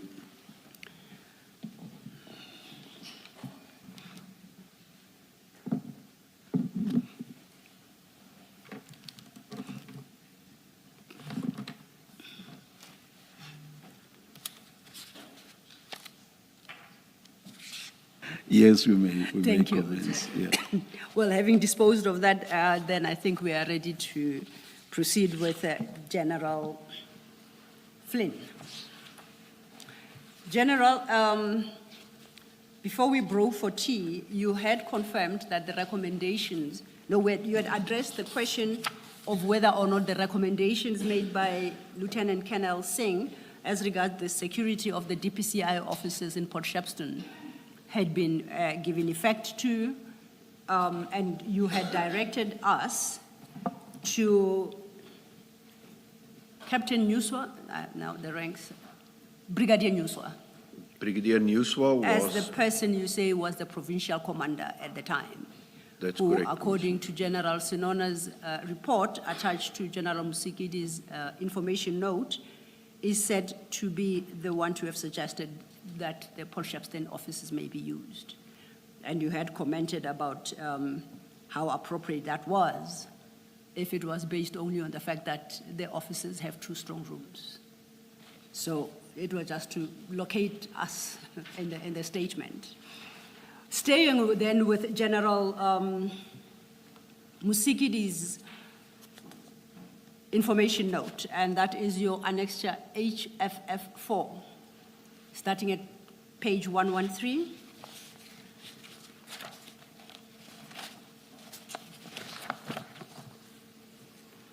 I picked up something that I would require clarity on and perhaps guidance. At paragraph 3 at page 117 of that information note, General Musikidi quotes the National Instruction 8 of 2017, and in particular paragraph 12, property dealt with by experts. Do you see that? That's correct, And then she quotes paragraphs 12, sub 2, sub A, and further down the page, towards the bottom of the page, she quotes paragraph 12, sub 2. Now, I would like you to go back to your annexure HFF2, as I have it on record, that is the National Instruction 8 of 2017. That's correct, Commissioners. And it would appear to be the same document that General Musigidi is referring to here. That's correct, Commissioners. I flip in that actual document to paragraph 12. And paragraph 12 will be found at page 97 of that document. 97. And under paragraph 12, the heading is different. It's vehicles. Do you see that? That's correct, Commissioners. General Musigidi quotes it as paragraph 12 as property dealt with by experts. However, if I flip back to paragraph 9, and that is at page 76, I locate in the exact terms as quoted by General Musikidi, in paragraph 9 at sub 2. What General Musigidi references. So the situation that we are confronted with is either you have put up a wrong document or you have put up a correct document, except there is perhaps a typographical error in General Musikidi's statement. For example, if you read paragraph 9, it reads, all property and exhibit Cs must be entered into the SAP 13 register of the relevant police station where the crime was committed or where the property was found, and then transferred to the relevant unit and entered in this SAP as 13 of the relevant unit. It continues still under sub 2. The SAPS 13 registers of these units must be inspected regularly, and these instructions are applicable to those commanders. Do you see? That's correct. Now, if Commissioners. we go back then to General Musikidi's report, these are the exact same words that are quoted here, except that they are said to be in terms of paragraph 12.2a and paragraph 12.2. Now, if you were to go back to the vehicles, there is, in fact, paragraph 12 vehicles, there is no paragraph 12.2 for starters. How do we reconcile, how do you suggest we reconcile these seeming contradictions? Commissioners, it is obvious that there was a typo in the report by General Mosekidi, where it's referred to 12. It's supposed to be paragraph 9, 2, and there, as Advocate Celu indicated, there is no such 12.2. So it's supposed to be in totality referring to paragraph 9.2. And you maintain that the National Instruction 8 of 2017 that you have annexed as Annexure HFF2 is the correct document. That is the correct instruction, National Instruction, Commissioners, that's correct. Okay. Is it the one that was applicable when General Musikidi prepared her document? I Because make that, these things can undergo amendment and additions, so. That would perhaps be a second question, because I'd made the assumption that it was, because General Msikidi quotes the actual name of the instruction note as National Instruction 8 of 2017. Yeah. If she was looking at a different document, then we have a situation where we have two National Instruction 8 of 2017. Yeah. No, my question is slightly different. Is it possible that it's the same document, but because it's a living document, over You mean time as there it were stood? amendments made to it, but it remained National Instruction of, but it underwent amendments so that by 2021, what you see as paragraph 9 was in fact now paragraph 12. It is possible, and perhaps General Flynn may cast some light on that. Did you understand the question, General? I understand the question, Commissioners. I'm not aware of any amendments that were made, so I think the detail reflected here is indeed correct, but it's supposed to be reflected under 9.2 All right. as corrected. And for completeness, Commissioner Kumalo, perhaps what we may do, we may request General Musikidi to clarify whether the annexure HFF2 that General Flynn has put up is the exact same document that she references here, or whether it was perhaps an amended version of it, of a prior date. We will look into that and revert. Thank you. Thank you, General. General Musikidi then considers both the report by General Senona and the letter by Lieutenant Colonel Singh in her information note. You confirm that? That's correct, Commissioners. And she concludes the report by making certain recommendations, and these start at page 119 of Annexure HFF1. That's correct, Commissioners. Now, I would like you, I guess for the record, there are 4 recommendations made. If perhaps you could read them into the record, and then we will consider what is set out therein. Thank you. 6.1, that the national head appoint a senior functionary at the level of a major general to lead an investigation in terms of SAP's disciplinary regulations 2016 to establish whether misconduct was committed in the handling and storage of the exhibits.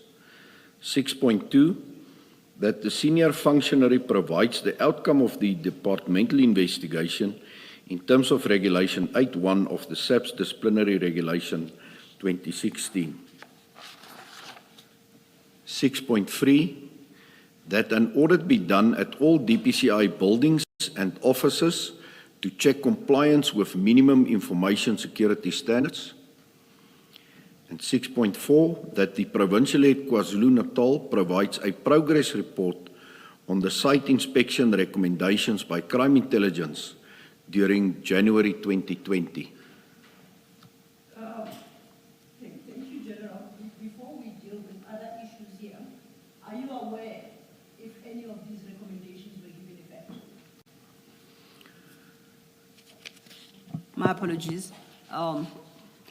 I'll restate that. I was saying before we deal with the remainder of that document, I would like to find out whether you, based on the position you occupy within DPCI, are aware of whether or not any of these recommendations were given effect to. Commissioners, it is my understanding that no disciplinary steps were initiated against Major General Sonona or any of his subordinates. So that speaks then to obviously recommendation 6.1 and 6.2. I do not have knowledge in terms of the recommendations on 6.3 and 6.4 respectively, so I will not be in a position to respond to that, Commissioners. What should we make of General Libia's, because he doesn't approve the recommendations, he says discuss paragraph 6. That was the next step I was getting to. I just wanted to test with the general whether any of them were carried out. I do note the caution raised by General Libia. Now, as I read this document, if you go to 113, it is directed to the National Head Directorate for Priority Crime Investigation. And at the time, that was General Libia, correct? That's correct, Commissioners. And as Commissioner Khumalo has indicated, it is put to him to approve or not approve all of the 4 recommendations made. You see that? That's correct, Commissioners. Now, there is a note in manuscript there. Discuss paragraph 6, thank you. Now, I accept, and it's signed by Lieutenant General National Head Directorate for Priority Crime Investigation, SG Libya, and dated the 28th of January 2022. I accept that you wouldn't know whether or not General Libya and General Musikidi didn't discuss, as he had suggested. That's correct, Commissioners. I was more interested in whether or not in your environment you are aware of any of these recommendations having been carried out. And you have responded to that. So I get Commissioner Khumalo, this is a matter that General Libya is better placed to shed light on. Thank you.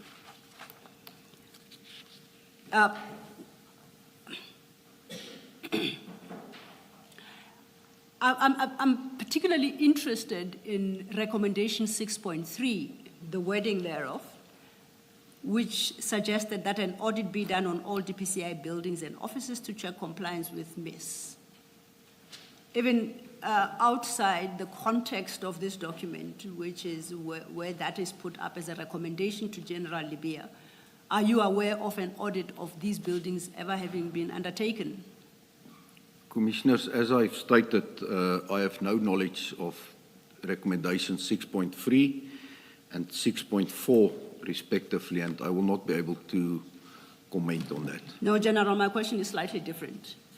Are you aware of any audit since the break-in at Port Shepstone of DPCI buildings and offices to check for compliance with MIS? Are you aware of that exercise at all? I'm not aware of any such exercise, Commissioner. Thank you. Commissioners, I think before I suggest wrongly, if we go back to your statement, that would then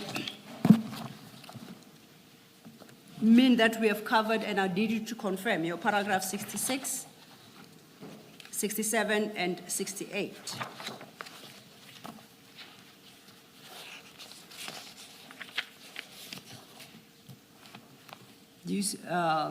do you confirm that we have covered what is raised in those paragraphs through the engagements we've had?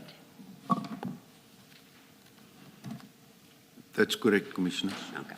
I know that after 68, you then make certain concluding remarks. I would invite you to deal with them, except I think that might be best done after you have dealt with your supplementary statement. So if we could pause that part of your statement and turn our attention instead to your supplementary statement that was admitted into evidence this morning. That should be located at the back of your file. And you indicate in this supplementary statement at paragraph 1 that you prepared this statement to deal with the analysis that you conducted, where you compared the events that transpired relating to 541 kilograms of cocaine seized since June 2021 and stolen from police custody in November 2021. And you do that comparison with other drug busts, seizures in Durban in the period 2020 to 2022, correct? That's correct, Commissioners. And that is the narrow view, perspective of this supplementary statement, that is its sole purpose. Am I correct? That's correct, Commissioners. Then if you could take us from paragraph 2 of your supplementary statement, which is where you deal with this analysis you conducted. Thank you. Thank you, Commissioners. In January 2026, I called for the inquiry files in respect of identified drug busts in Durban during 2020 to 2022 to see whether the 22 June 2021 seizure is evidence of a worrying pattern of irregularities or whether it is an anomaly. Perhaps my audit would reveal that additional training was required because this is a pattern of non-compliance with prescripts during seizures and that there is an innocent explanation for the irregularities.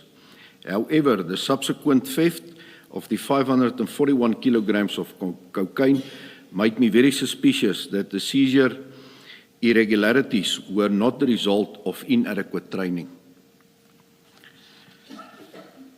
According to the DPCI's records, the following seizures occurred in Durban during the period 20 to 22. I'm not referring to any clandestine drug laboratories, Commissioners.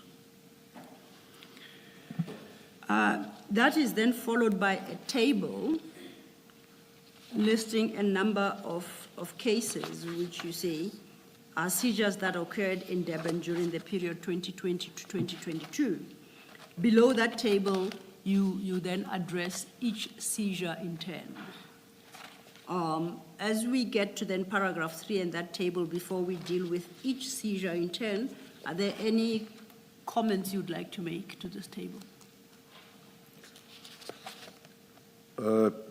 Commissioners, it's explained in detail in the following paragraph, so I can perhaps deal with the incidents and then perhaps go back to the column if that's needed.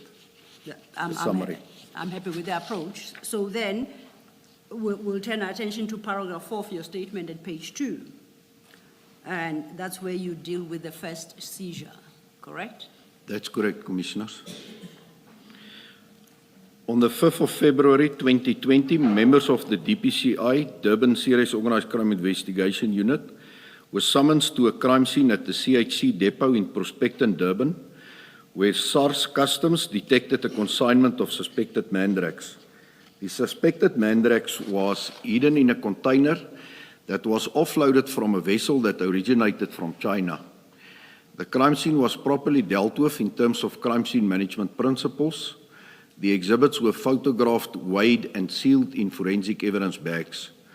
The mass of the suspected mandrax was 547 kilograms.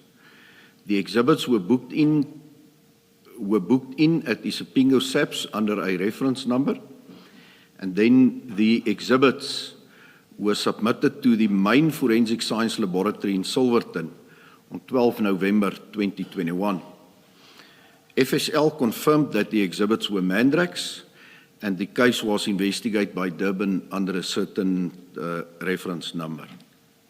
Before we proceed to the next case, do we know whether there's been an outcome on this matter or are investigations ongoing? Up to date, there's been no significant breakthrough on this matter, Commissioners, but we are looking into the matter again. Thank you. Then I think you can turn to paragraph 5, which is... Sorry, before you do. Yes. This is an operation in 2020. What would have happened to the drugs that were seized as at today? What happened? Commissioner Baloy, this is also the matter that I spoke to yesterday. The Mandrake seizure, the 547 Yes. that went to Isipingo. So as I've indicated, upon closure of the inquiry, Forensic Science Laboratory are informed of the outcome of the investigation, and they then have the responsibility to dispose of the exhibits. So the current status of the Mandrakes, I do not have any knowledge of. But ordinarily, it would be where? If you say the investigation is still ongoing. Obviously, we after I summoned or requested these inquiries, we've looked into it, identified aspects that need further investigation. So that's why we are continuing with the investigation part. Okay. But once narcotics specifically is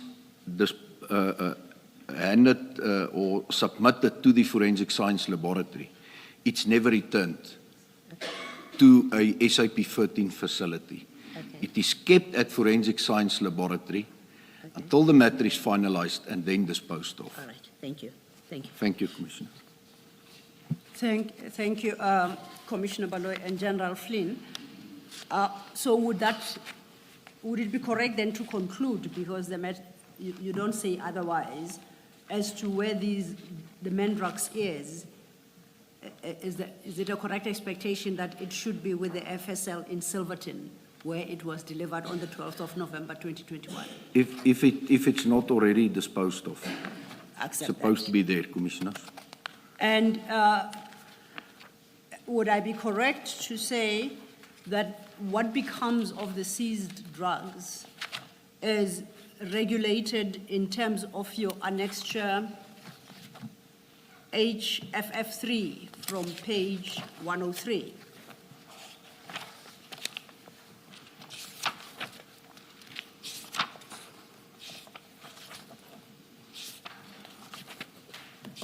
Would I be correct?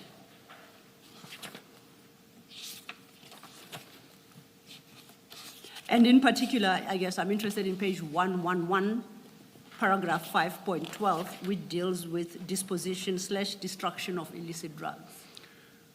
That's correct, Commissioners. This is the correct protocol that I've been referring to. Okay. Thank you. So then we may move on to your paragraph 5.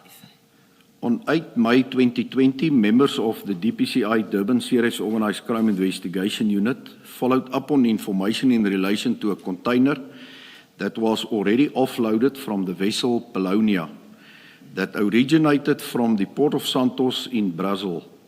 Upon further investigation, 35 kilogram bricks of suspected cocaine was recovered from a container. The cocaine had the logos Nautica, BMW, MTA, Z and H on the wrappings. The crime scene was properly dealt with in terms of crime scene management principles. The exhibits were photographed and sealed in forensic evidence bags. The mass of the suspected cocaine was 35 kilograms. The exhibits were booked in at Maiden Wharf SAP 30 SAPS under a specific reference number.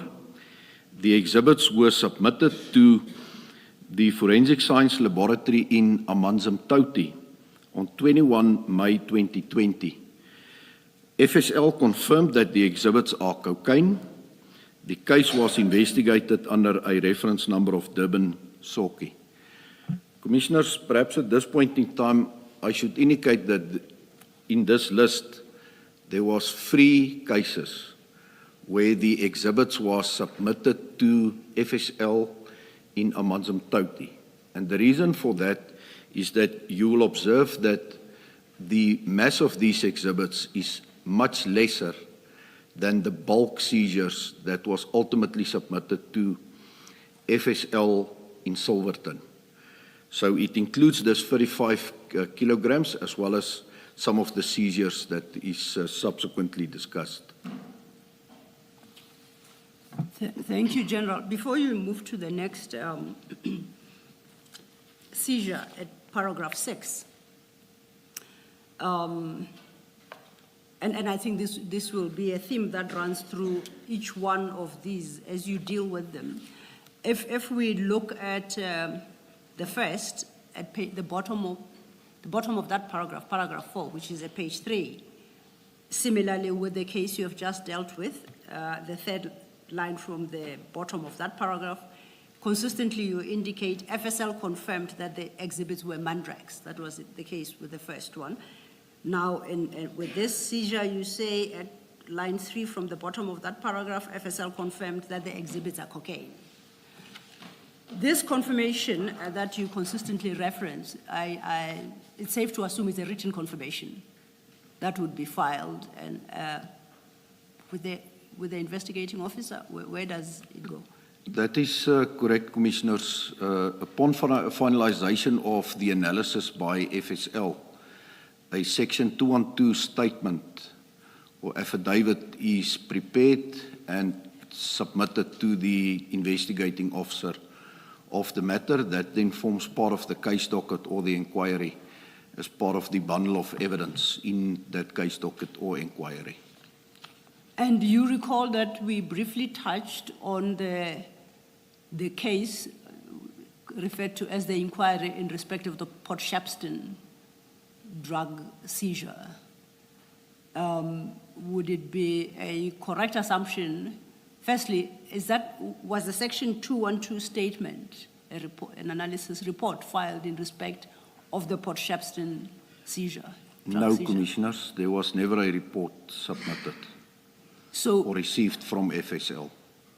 Formally, therefore, we don't know whether what was stolen was in fact, what was seized at the harbour was in fact drugs. Is there a report that confirms that it was firstly drugs and secondly that in fact it was cocaine? There is no such report, Commissioners. Okay. And if such a report would have been filed, is it fair to assume that it would be filed in the inquiry docket opened by DPCI? Yes, it would have been filed in the inquiry docket, Commissioners, because that was the instrument used to investigate the matter under an inquiry. Okay. Can I just get clarity on that? How long does it usually take from the date when the drugs are seized to when such a report is produced, identifying what the substance is? Or because in this case, I'm thinking June, July, August, September, October, until early November. It's over 4 months. Drugs are stored in a warehouse or in an office. No tests are conducted until the drugs mysteriously disappear. Commissioners, as I've testified yesterday, obviously it will depend on the storage capabilities at the Forensic Science Laboratory. If there's space and it's not bulk exhibits, for instance, they will accept it. But it has happened, and from my reading of the respective inquiries and case dockets, it's clear that there's multiple references to the fact that upon a request being made to FSL, they were informed that they do not have storage facilities available, obviously based on a heavy workload.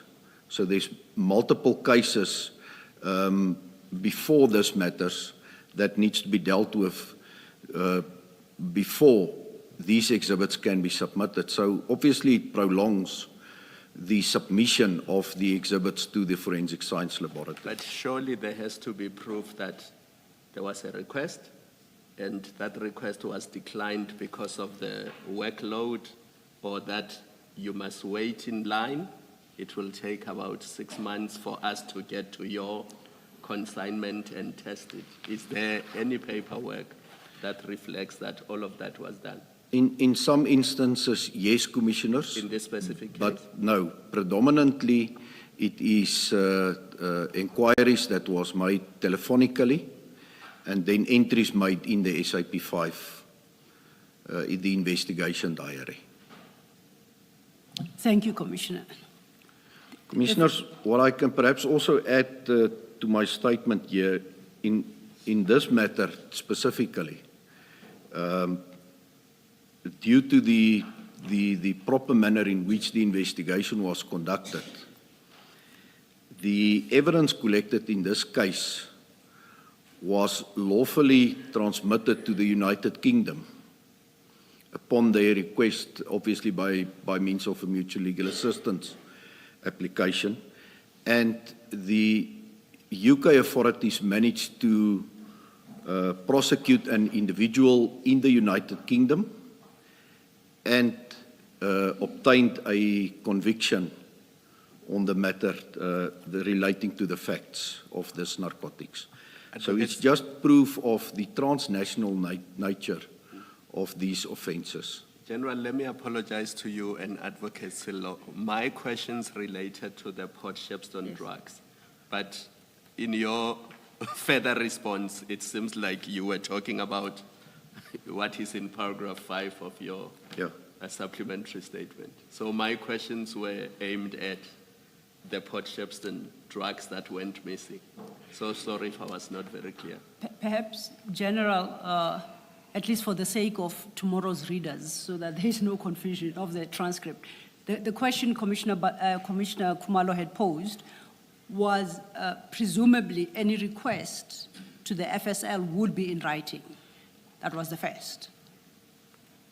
And I think you confirmed that it is expected to be in writing and recorded somewhere, and where the FSL is not in a position to store the drugs from a recent seizure because of lack of space, they would equally indicate in writing. So there is a record of the request and how the request was dealt with. Would that be correct or not necessarily? Commissioners, I'm not 100% sure in terms of the Port Shepstone matter. I was speaking in general about my observations throughout the inquiries that I've analysed. And there it's my observation that predominantly it's being done telephonically. So I'm not 100% sure in terms of the Port Shepstone matter, but I believe we can clear that up. Thank you for that. Okay, thank you. Which then, your answer raises a question for me. To the question Commissioner Khumalo posed,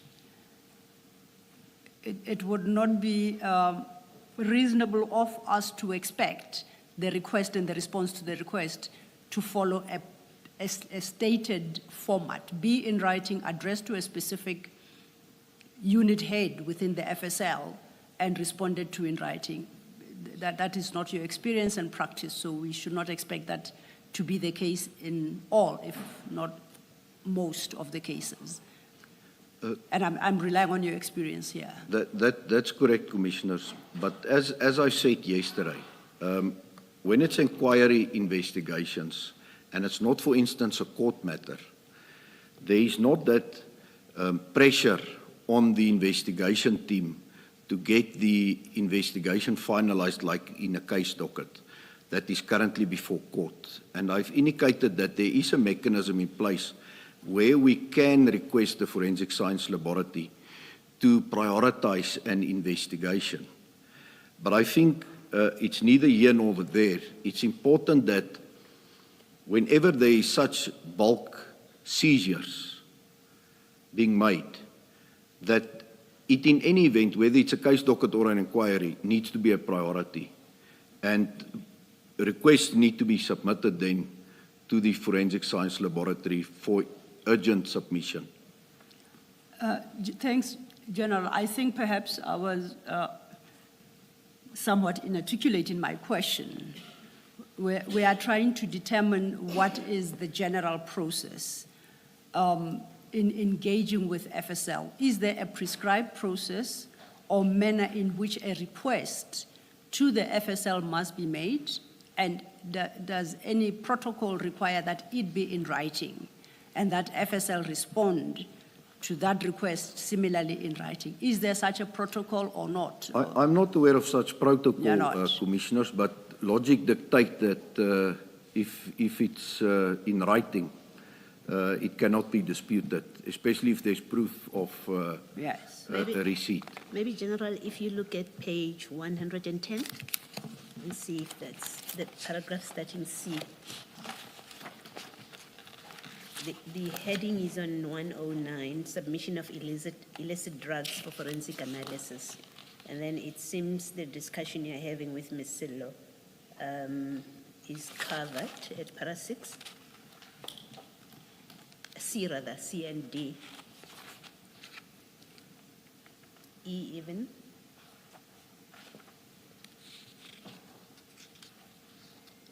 And it seems that's all that regulates what should happen. Yes, that is what I testified yesterday as well, Commissioner Baloy, is that upon submission of the exhibits to the Forensic Science Laboratory, it needs to be accompanied by this covering letter. That is acknowledged then, so you get an acknowledgement of receipt on the date that it was submitted. So that is indeed being complied with. Okay, thank you. Thank you, Commissioner Baloy. I think, and I'm going to test this, I think perhaps it's become clear in my head. The section that Commissioner Baloy just referred you to deals with the submission of the exhibits to the FSL. And it prescribes a process that must be followed. That's and correct. it does prescribe that there must be a written request and the like. The question, I think, General, why can I say General? Commissioner Kumalo. Umpteenth time, I do apologize, Commissioner. The question that Commissioner Kumalo and I think were interested, the answer there to in, was relating to the request to FSL for storage, where FSL responds that it doesn't have storage capacity. So it's not the actual submission of the exhibits to. Yes. So then I'll take a step back. You remember in the morning when we started, I pointed out to your section of your statement, and I think General Musikiri also points out that when a request was made to FSL, it was rejected because FSL indicated that it was not a clean lab scenario. You recall that conversation? That's correct, Commissioner. And your view was that that rejection on that basis was correct because they ought not to have called FSL. It is LCRC they ought to have called. Articulate your answer, please, for the record. You are correct. Okay. So then we shouldn't confuse ourselves by seeking to find a formal written request to FSL for purposes of storage in circumstances where the exhibits were not being handed over to FSL. Would I be correct in that? That's correct, Commissioner. Okay. I think I'm clarified. Advocate Silo, my concern, General, is looking at how the exhibits were stored and how they were recorded and the shortcomings that Chair listed yesterday. Remember, he went up to 9. I think Advocate Waloen Silo added 2 more. From where I'm sitting, and I could be wrong, but it looks to me like there was never an intention to submit these drugs to FSL. There was never an intention to have them tested because of how they were handled throughout and how they were recorded.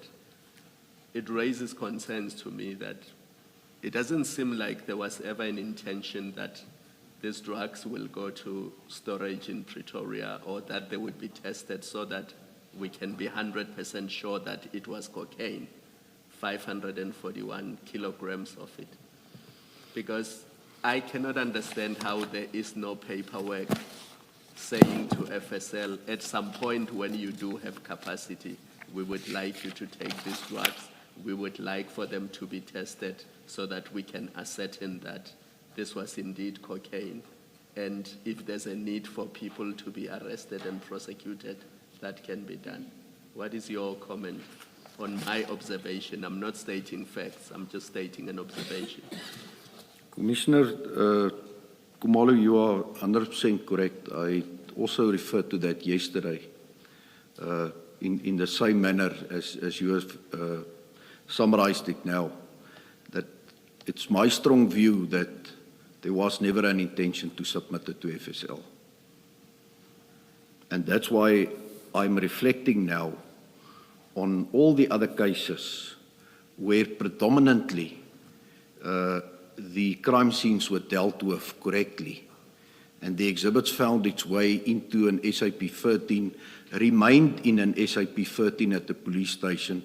It was never stolen or tampered with and then submitted to the FSL. Whether it was a year later, I think for purposes of this exercise, it's irrelevant. The fact of the matter is it was not stolen at the police stations and it arrived at the Forensic Science Laboratory intact. Thank you, Commissioner Khumalo. And General Flynn, I think we're dealing with the matter at your paragraph 5, that incident that you said there was liaison with the British authorities and resulted in convictions in the UK. Are you in a position to comment about any prosecutions or convictions arising from that drug seizure of 8th May 2020 in South Africa? It's a yes or no. If you don't want to unpack, you don't have to. I just want to know what progress South Africa has made. There was no prosecution up to date in South Africa, Commissioners. No prosecution to date. I'll leave it there. I'll not probe any further.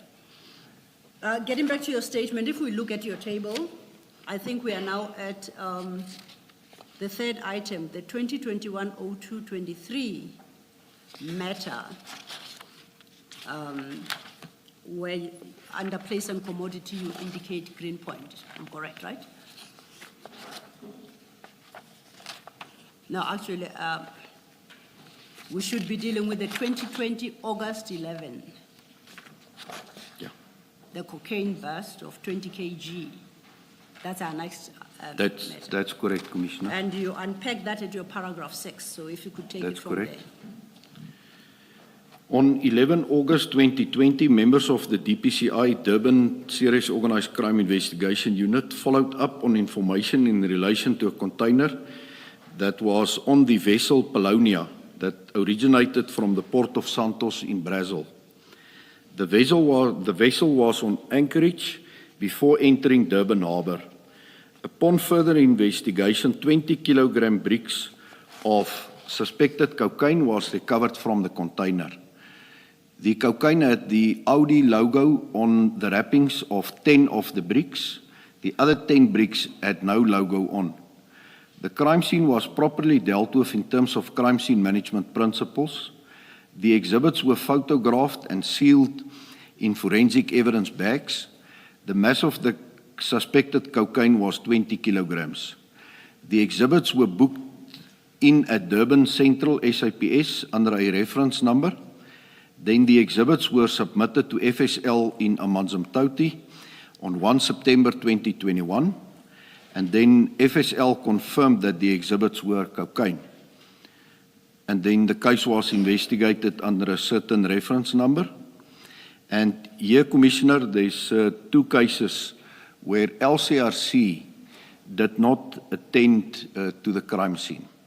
But the investigators, and it's not clear what was the reason for the 2 incidents. It is then this case and the Manuchar case. LCRC did not attend to the scenes. But the investigators themselves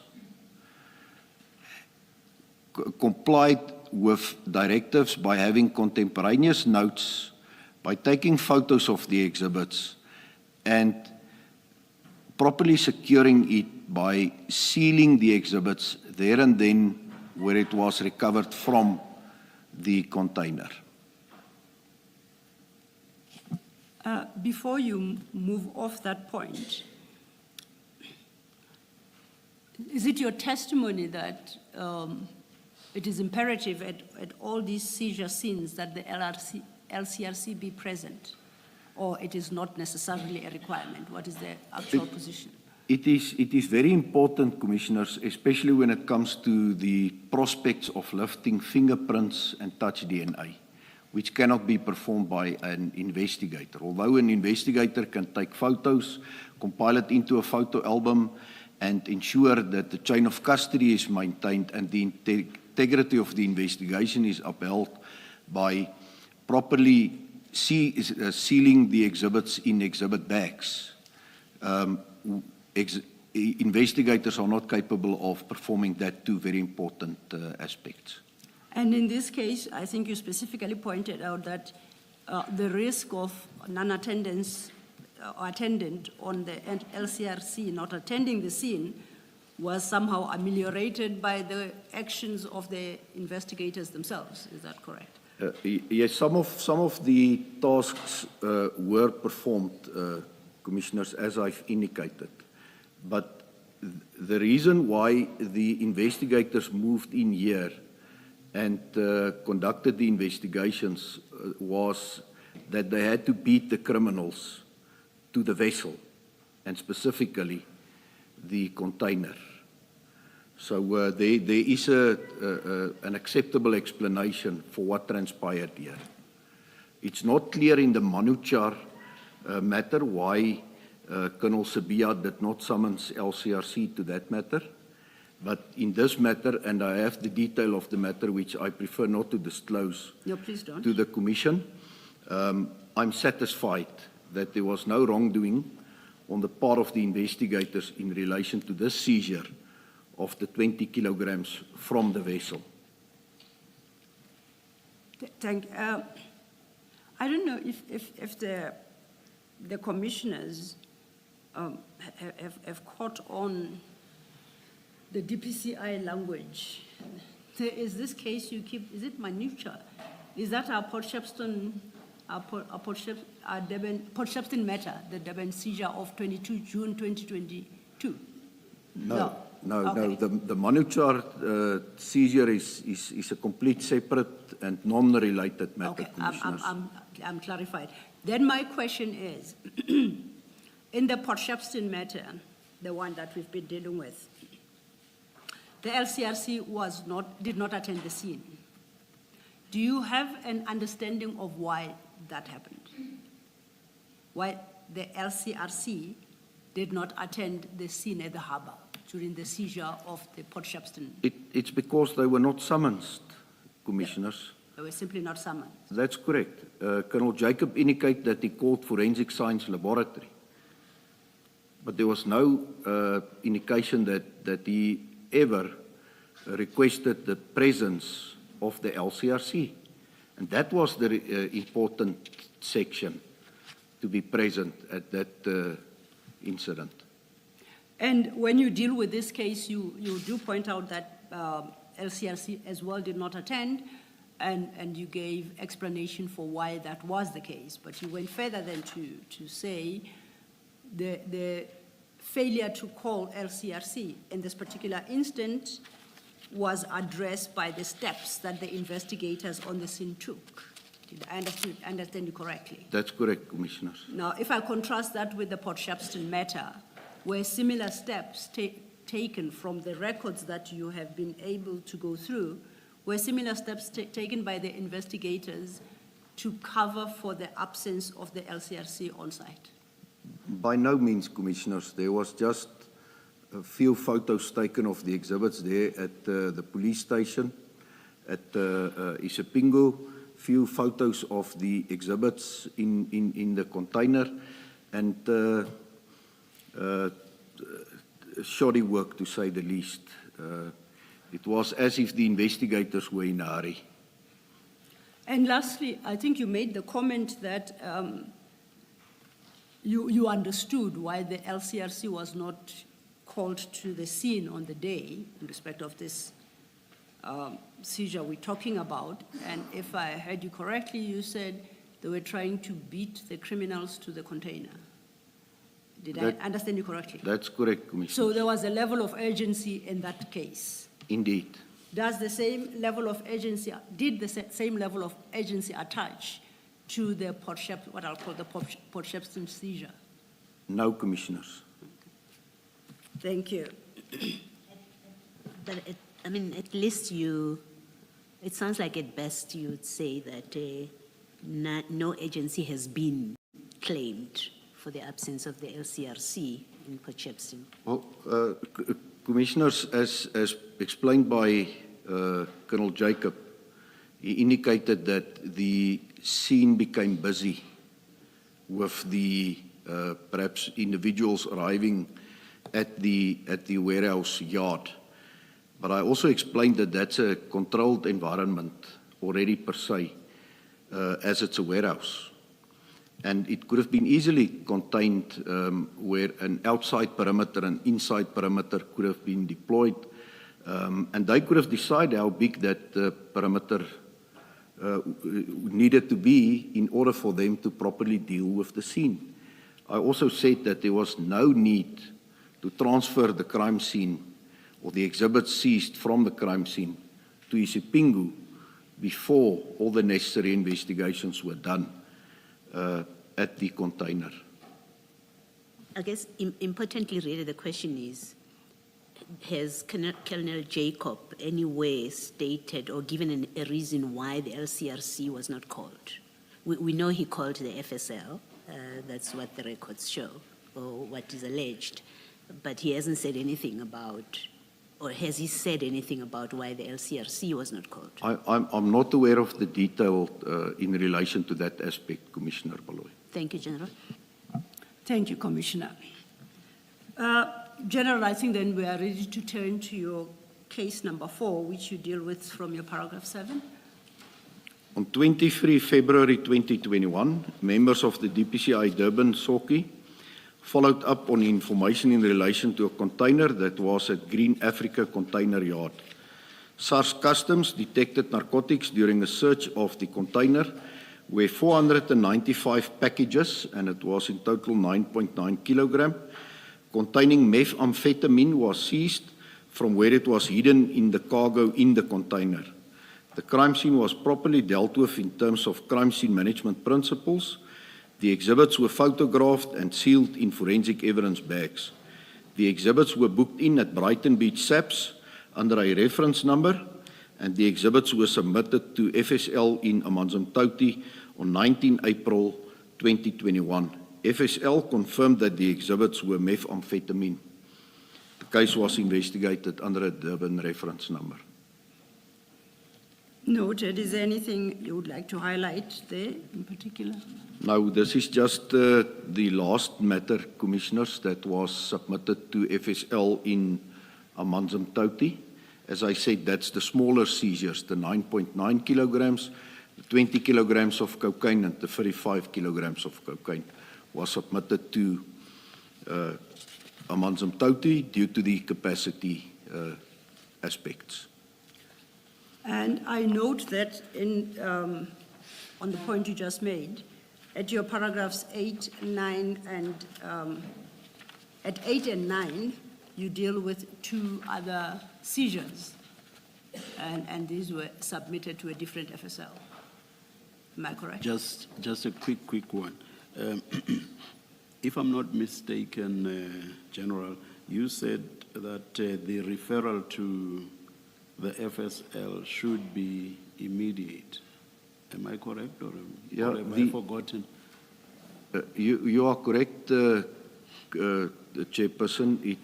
According to the protocol, the exhibits must be submitted within 7 days. Within 7 days. Obviously. Oh, yes. No, sorry, Commissioner.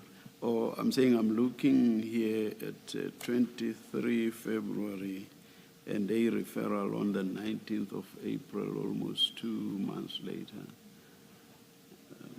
Yeah, indeed, it's non-compliance with the protocol, Commissioner, but I'm not in a position to comment on the reasons for that. Yes, all right. But I think what's important, and that's the point that we want to drive home, is that There was a referral. there was indeed a referral, although it has fallen outside the 7-day period, but the exhibits arrived at FSL intact, accepted, analyzed, and we received a report.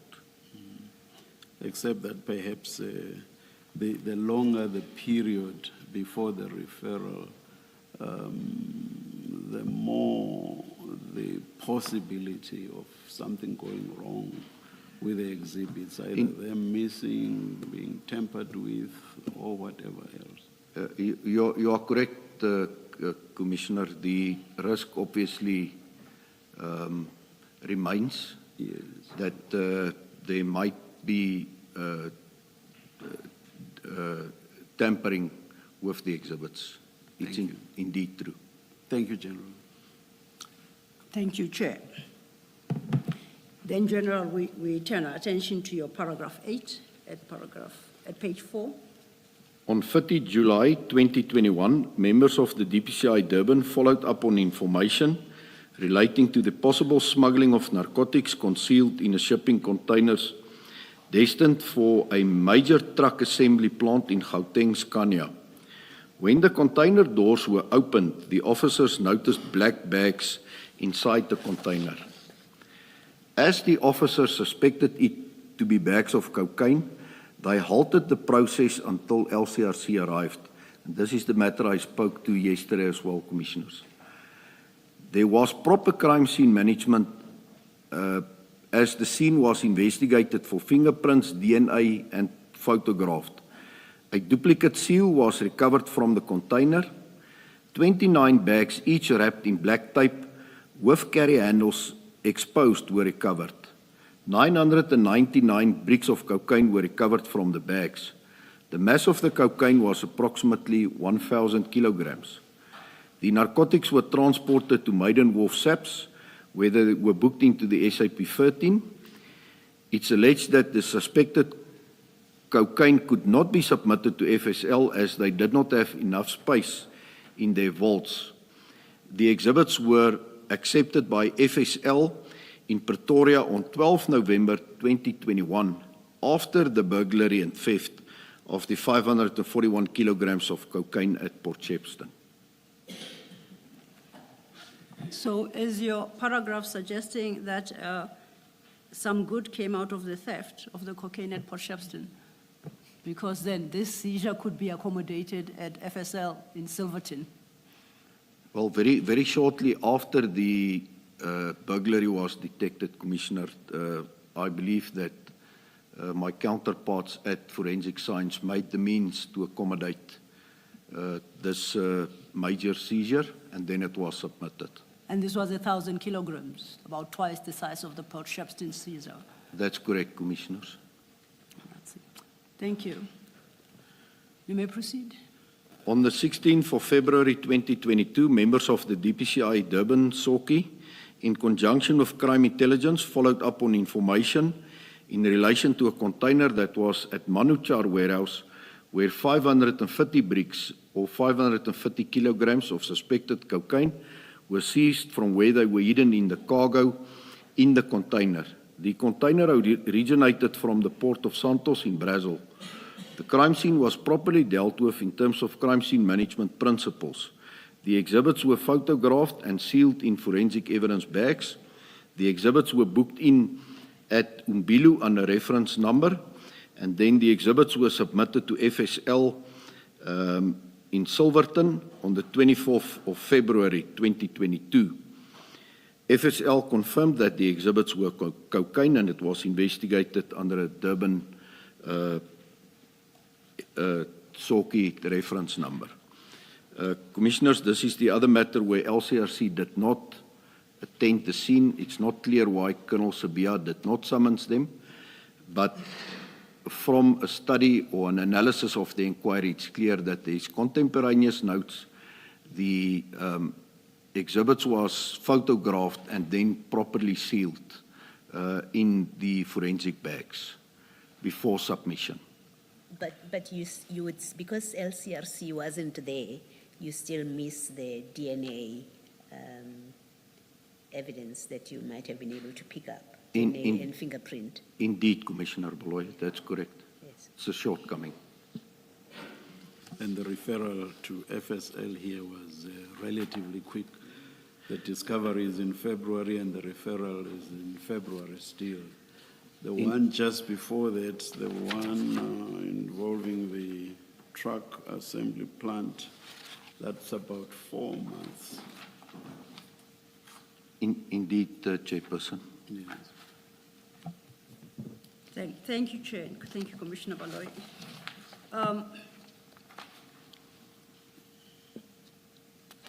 And did you, unless I missed it, did you indicate whether you are aware why LCRC was not called for this particular heist? It was not established as yet. I have not consulted Colonel Sibia on that matter, the commissioners. Thank you. And so Colonel Sibia, would that be the investigating officer, or why the particular colonel? He was the senior member at the crime scene and then also the investigator of that matter, commissioners. Thank you, noted. You then deal with the last matter at your paragraph 10 overleaf at page 6.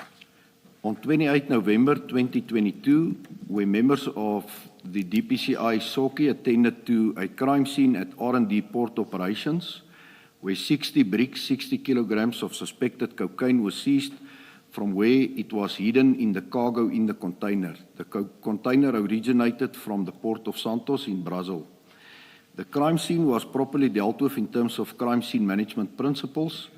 The exhibits were photographed and sealed in forensic evidence bags, and then the exhibits were booked in at Brighton Beach SAPS under reference number Brighton Beach SAP 13, and the exhibits were submitted to FSL in Silverton, and they confirmed that the exhibits were cocaine.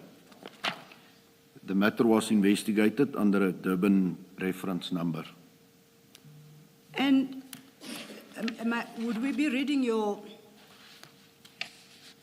statement correctly, where you conclude on each case by referencing the investigation number, case number, but you say nothing further about that no convictions as yet have been obtained in respect of any of these seizures? Would that be a fair conclusion to make? That's correct, Commissioner. I will not inquire into the reasons thereof. I just wanted to establish the status of prosecutions and convictions, if any. No, there was no convictions or prosecutions in any of these matters, Commissioners. But you consider them live and ongoing matters? Well, that's part of the inquiries that I summoned and retrieved from KZN, and there's ongoing investigations, Commissioners. Thank you. I'm happy with that. General, is there a standard, for a prescribed standard for where to store seized narcotics in the same way that you have a standard about how to store firearms? You know, it has to be in a particular safe, as I understand, a safe of a particular type.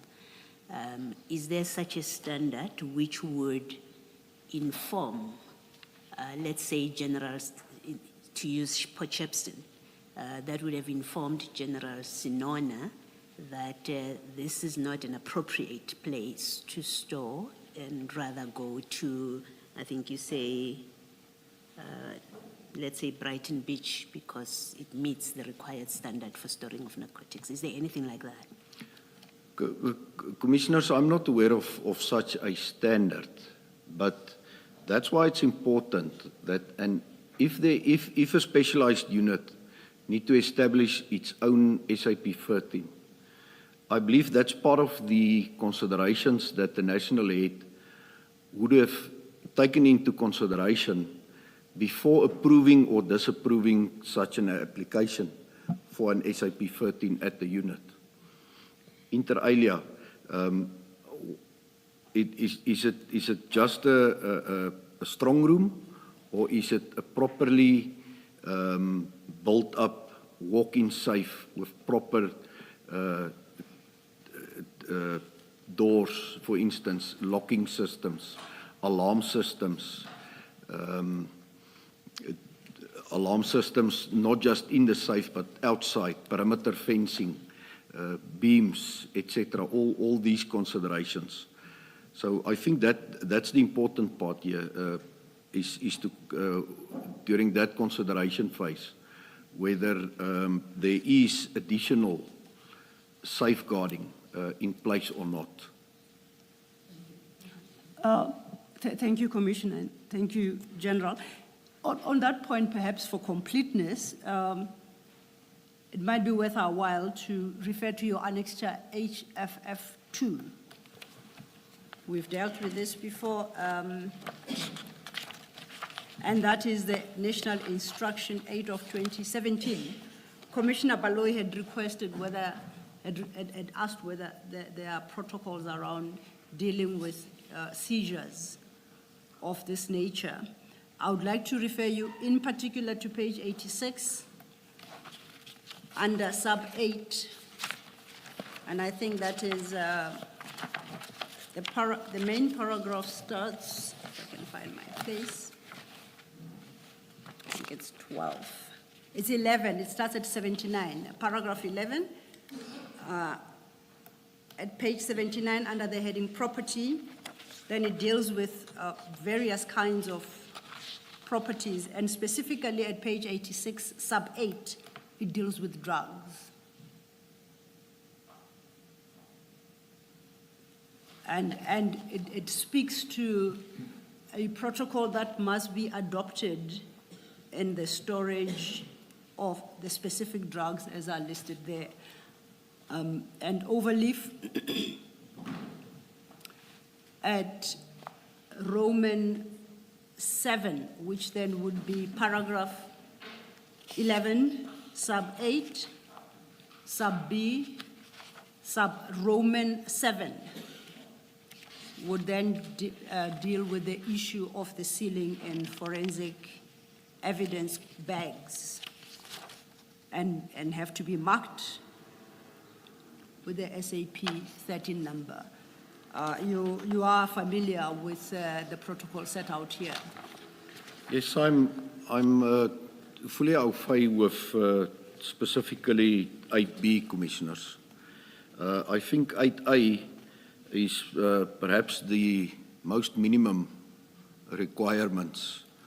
I cannot think that it's exhaustive, and that's why I said I'm not aware of a specific protocol in terms of the requirements for an SAP 13 facility.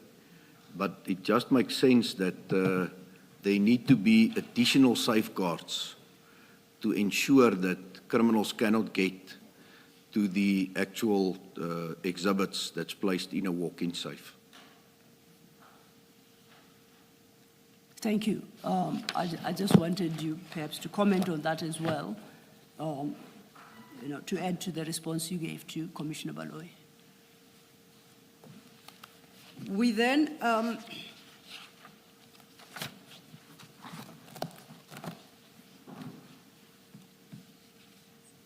I think we are now at your paragraph 11 That's correct. of your statement at page 6. If you can then take the commissioners through that. From the aforementioned, I was able to ascertain that unlike the June 2021 seizure, 11.1, LCRC was called to the scene to process the crime scene in respect of all the other seizures, except for the second Polonia vessel seizure and the Manuchar seizure, as I explained earlier. All the exhibits were sealed at the crime scene. No samples from the exhibits were submitted to FSL whilst the exhibits were still in storage. There is no record that the sealed evidence bags were opened at any time before all the exhibits were submitted to FSL. And then all the bulk exhibits were submitted to FSL in Silverton, except for the three exceptions that I've highlighted.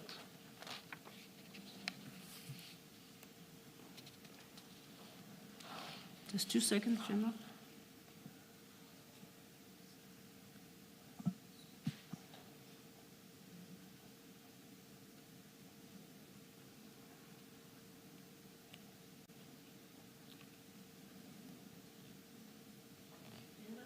just to clarify, at 11.3, you say no samples from the exhibits were submitted to FSL whilst the exhibits were still in storage. So the booking, I thought the evidence we had involved that some 7 bricks were taken out supposedly for. Commissioners, this referred just to the cases that I I've see, you're not explained here speaking now. to Port Shepstone in It does particular. not relate Okay, to the Port Shepstone matter where samples were taken okay, thank you. and then submitted to FSL Okay, thank you in for clarifying. Amanzimtoti. Thanks for the clarification. Thank you, Commissioner. You may proceed, General. And that's the end of this statement, Commissioners. Is there anything you would like to add to your supplementary statement before we turn our attention back to your conclusion in your main statement? No, Commissioners. Unless there are questions on the, further questions on the supplementary statement, Commissioners, I would invite General Flynn to go back to his original statement, and at paragraph 25, you then deal with the conclusion. Page 25, paragraph 25. 69. Paragraph 69, page 25. Thank you, Commissioners. The persistence of drug trafficking at an organized crime level is often facilitated by the complexity of modern supply chains and involvement of officials who exploit positions of trust within logistics, border control, law enforcement, or commercial processes. Trafficking networks or syndicates are deliberately structured, which makes detection more difficult. Efforts to counter this form of organized crime require coordinated intelligence-driven action across multiple agencies and, importantly, embracing technology. While enforcement efforts continue to disrupt operations, bringing the perpetrators to account is difficult due to the clandestine nature of the crime and the involvement of law enforcement officials and border control. In my opinion, the cocaine seized in 2021 should never have been stored in Port Shepstone. The crime scene management failings compromised the integrity of the investigation, and the subsequent theft of the cocaine was severely compromised our ability to find the traffickers. I trust that my evidence will be of assistance to the Commission. Thank you, General. Before I turn to the commissioners, are there any other comments you'd like to make, having then read out your conclusion? No, Commissioners. Chair and commissioners, yes, please. General, what I'm going to ask you is unrelated to your testimony, but I hope you will be able to comment on it. What protocols exist with regard to the conduct of polygraph tests, or what are colloquially referred to as lie detector tests? What protocols exist, and when is that usually or ordinarily done, and who gets subjected to it? Commissioners, in terms of our legislation, I believe it's section 17E, speaks to integrity testing. And as part of that process, polygraph tests are also part of the machinery that is deployed to determine deception, or whether individuals were perhaps complicit in the commissioning or taking part in any offence. And then it is upon the national head to then direct who needs to be exposed to that process. So then a list is then submitted to the identified officers, who then needs to report for such polygraph testing. And do you have any idea as to what the determinant factors are to decide on who should be subjected to the test? I believe the merits of each matter, Commissioner, will determine whether an individual or individuals be exposed to the process. So I don't think there's hard and fast rules associated to those decisions. It will be dependent on the specific facts that such a decision will be taken. I was avoiding specificity so as to get an idea of the generally applicable prescripts, but perhaps I should be specific now. The facts here are that General Sinona was involved in the decision to take the drugs, the cocaine, to Port Shepstone, and in the end, he kept the key. I'm just trying to establish in my own mind whether he ought not to have been subjected to a polygraph test. I'm asking this in the context of the fact that there were polygraph tests here. And I assume that everybody who was involved in all of this saga was subjected to such tests, but he was not. Ought he have been subjected to the test, in your view? In my opinion, Commissioner, indeed, he was supposed to be exposed to the process as he played an active role in the Port Shepstone matter. It's not as if he was just the provincial head sitting at the distance. He was privy to the activities. He visited the Port Shepstone offices shortly after the seizure and took possession of the key. That's active participation. It's not as if he was at the distance and that he was not related to this matter. So it's my strong opinion that he was supposed to be exposed to the process. Thank you, General. General, I wanted to follow up on Commissioner Baloy's question and the answer you gave, more for clarification than anything else. Were 7 bricks ever taken from Port Shepstone to the FSL lab for testing? No.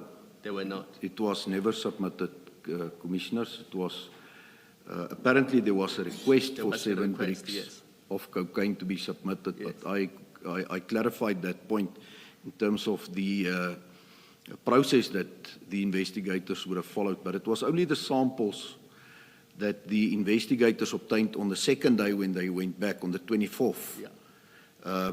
So obviously opening the exhibits, obtaining that samples, sealing it, submitting it to FSL, that was the only samples that was submitted, Commissioners. So the 7 bricks were never taken? That's correct. Yeah, okay. That's correct, Commissioners. Thank you. General, we see here Warrant Officer Mpangase is quite the active person with this inquiry. If this were an investigation, I would have assumed he was the investigating officer. Does it mean he was in charge of the inquiry? Because remember we start off, you said yesterday that Colonel Jacob was the person in charge of the operation. And then he went off. Then you have Mpangase, who seems to be very busy here. Would he have been, therefore, the owner of this inquiry? Indeed, the owner of the inquiry, Commissioner Baloy, in the sense that he's the investigating officer. Okay. But in terms of command and control, the responsibilities of the team leader, which will obviously be a captain or at the level of lieutenant colonel, the unit commander, the provincial commander, as well as the provincial head, under these circumstances where it's a major drug seizure, cannot be wiped out. They've got certain responsibilities in terms of inspections and overseeing the investigation, obviously from a higher level. But to ensure that the investigation is properly conducted, all the possible leads are followed up, exhibits are submitted to FSL in time, or then assist if there's blockages in all these processes to ensure that there's a smooth transition of the exhibits from the SAP 13 facility or wherever it was kept to the Forensic Science Laboratory. Thank you, General. Thank you, Commissioners. Thank you, Chair. Unless there are no further questions, if there are no further questions for General Flynn, that is the testimony of General Flynn. Thank you, Chair. Thank you very much, General. You are excused, but perhaps you should wait for the formal adjournment. Yes, indeed, Chair. Insofar as the next step is concerned, General Flynn will then be excused, which means we finish at lunch. The next witness, unfortunately, is one who has to travel into Gauteng, and today is his travel date to Gauteng, and can only be presented tomorrow at 9:30 in the morning. Is that because he could not travel earlier? The arrangements that had been made already had been for him to travel today, to be present at 9:30 tomorrow morning. In light of the fact that there is no threat that he may overrun, we thought it was appropriate to retain the arrangements as were made to cater both for his overnight stay in Johannesburg and travels, and to be presented in the normal hours tomorrow. So we request that perhaps with your leave, we stand down at this juncture to 9:30 when we start with a new witness. Thank you, Ms. Sillo. Let us adjourn until 9:30 tomorrow morning. Thank you, Chair.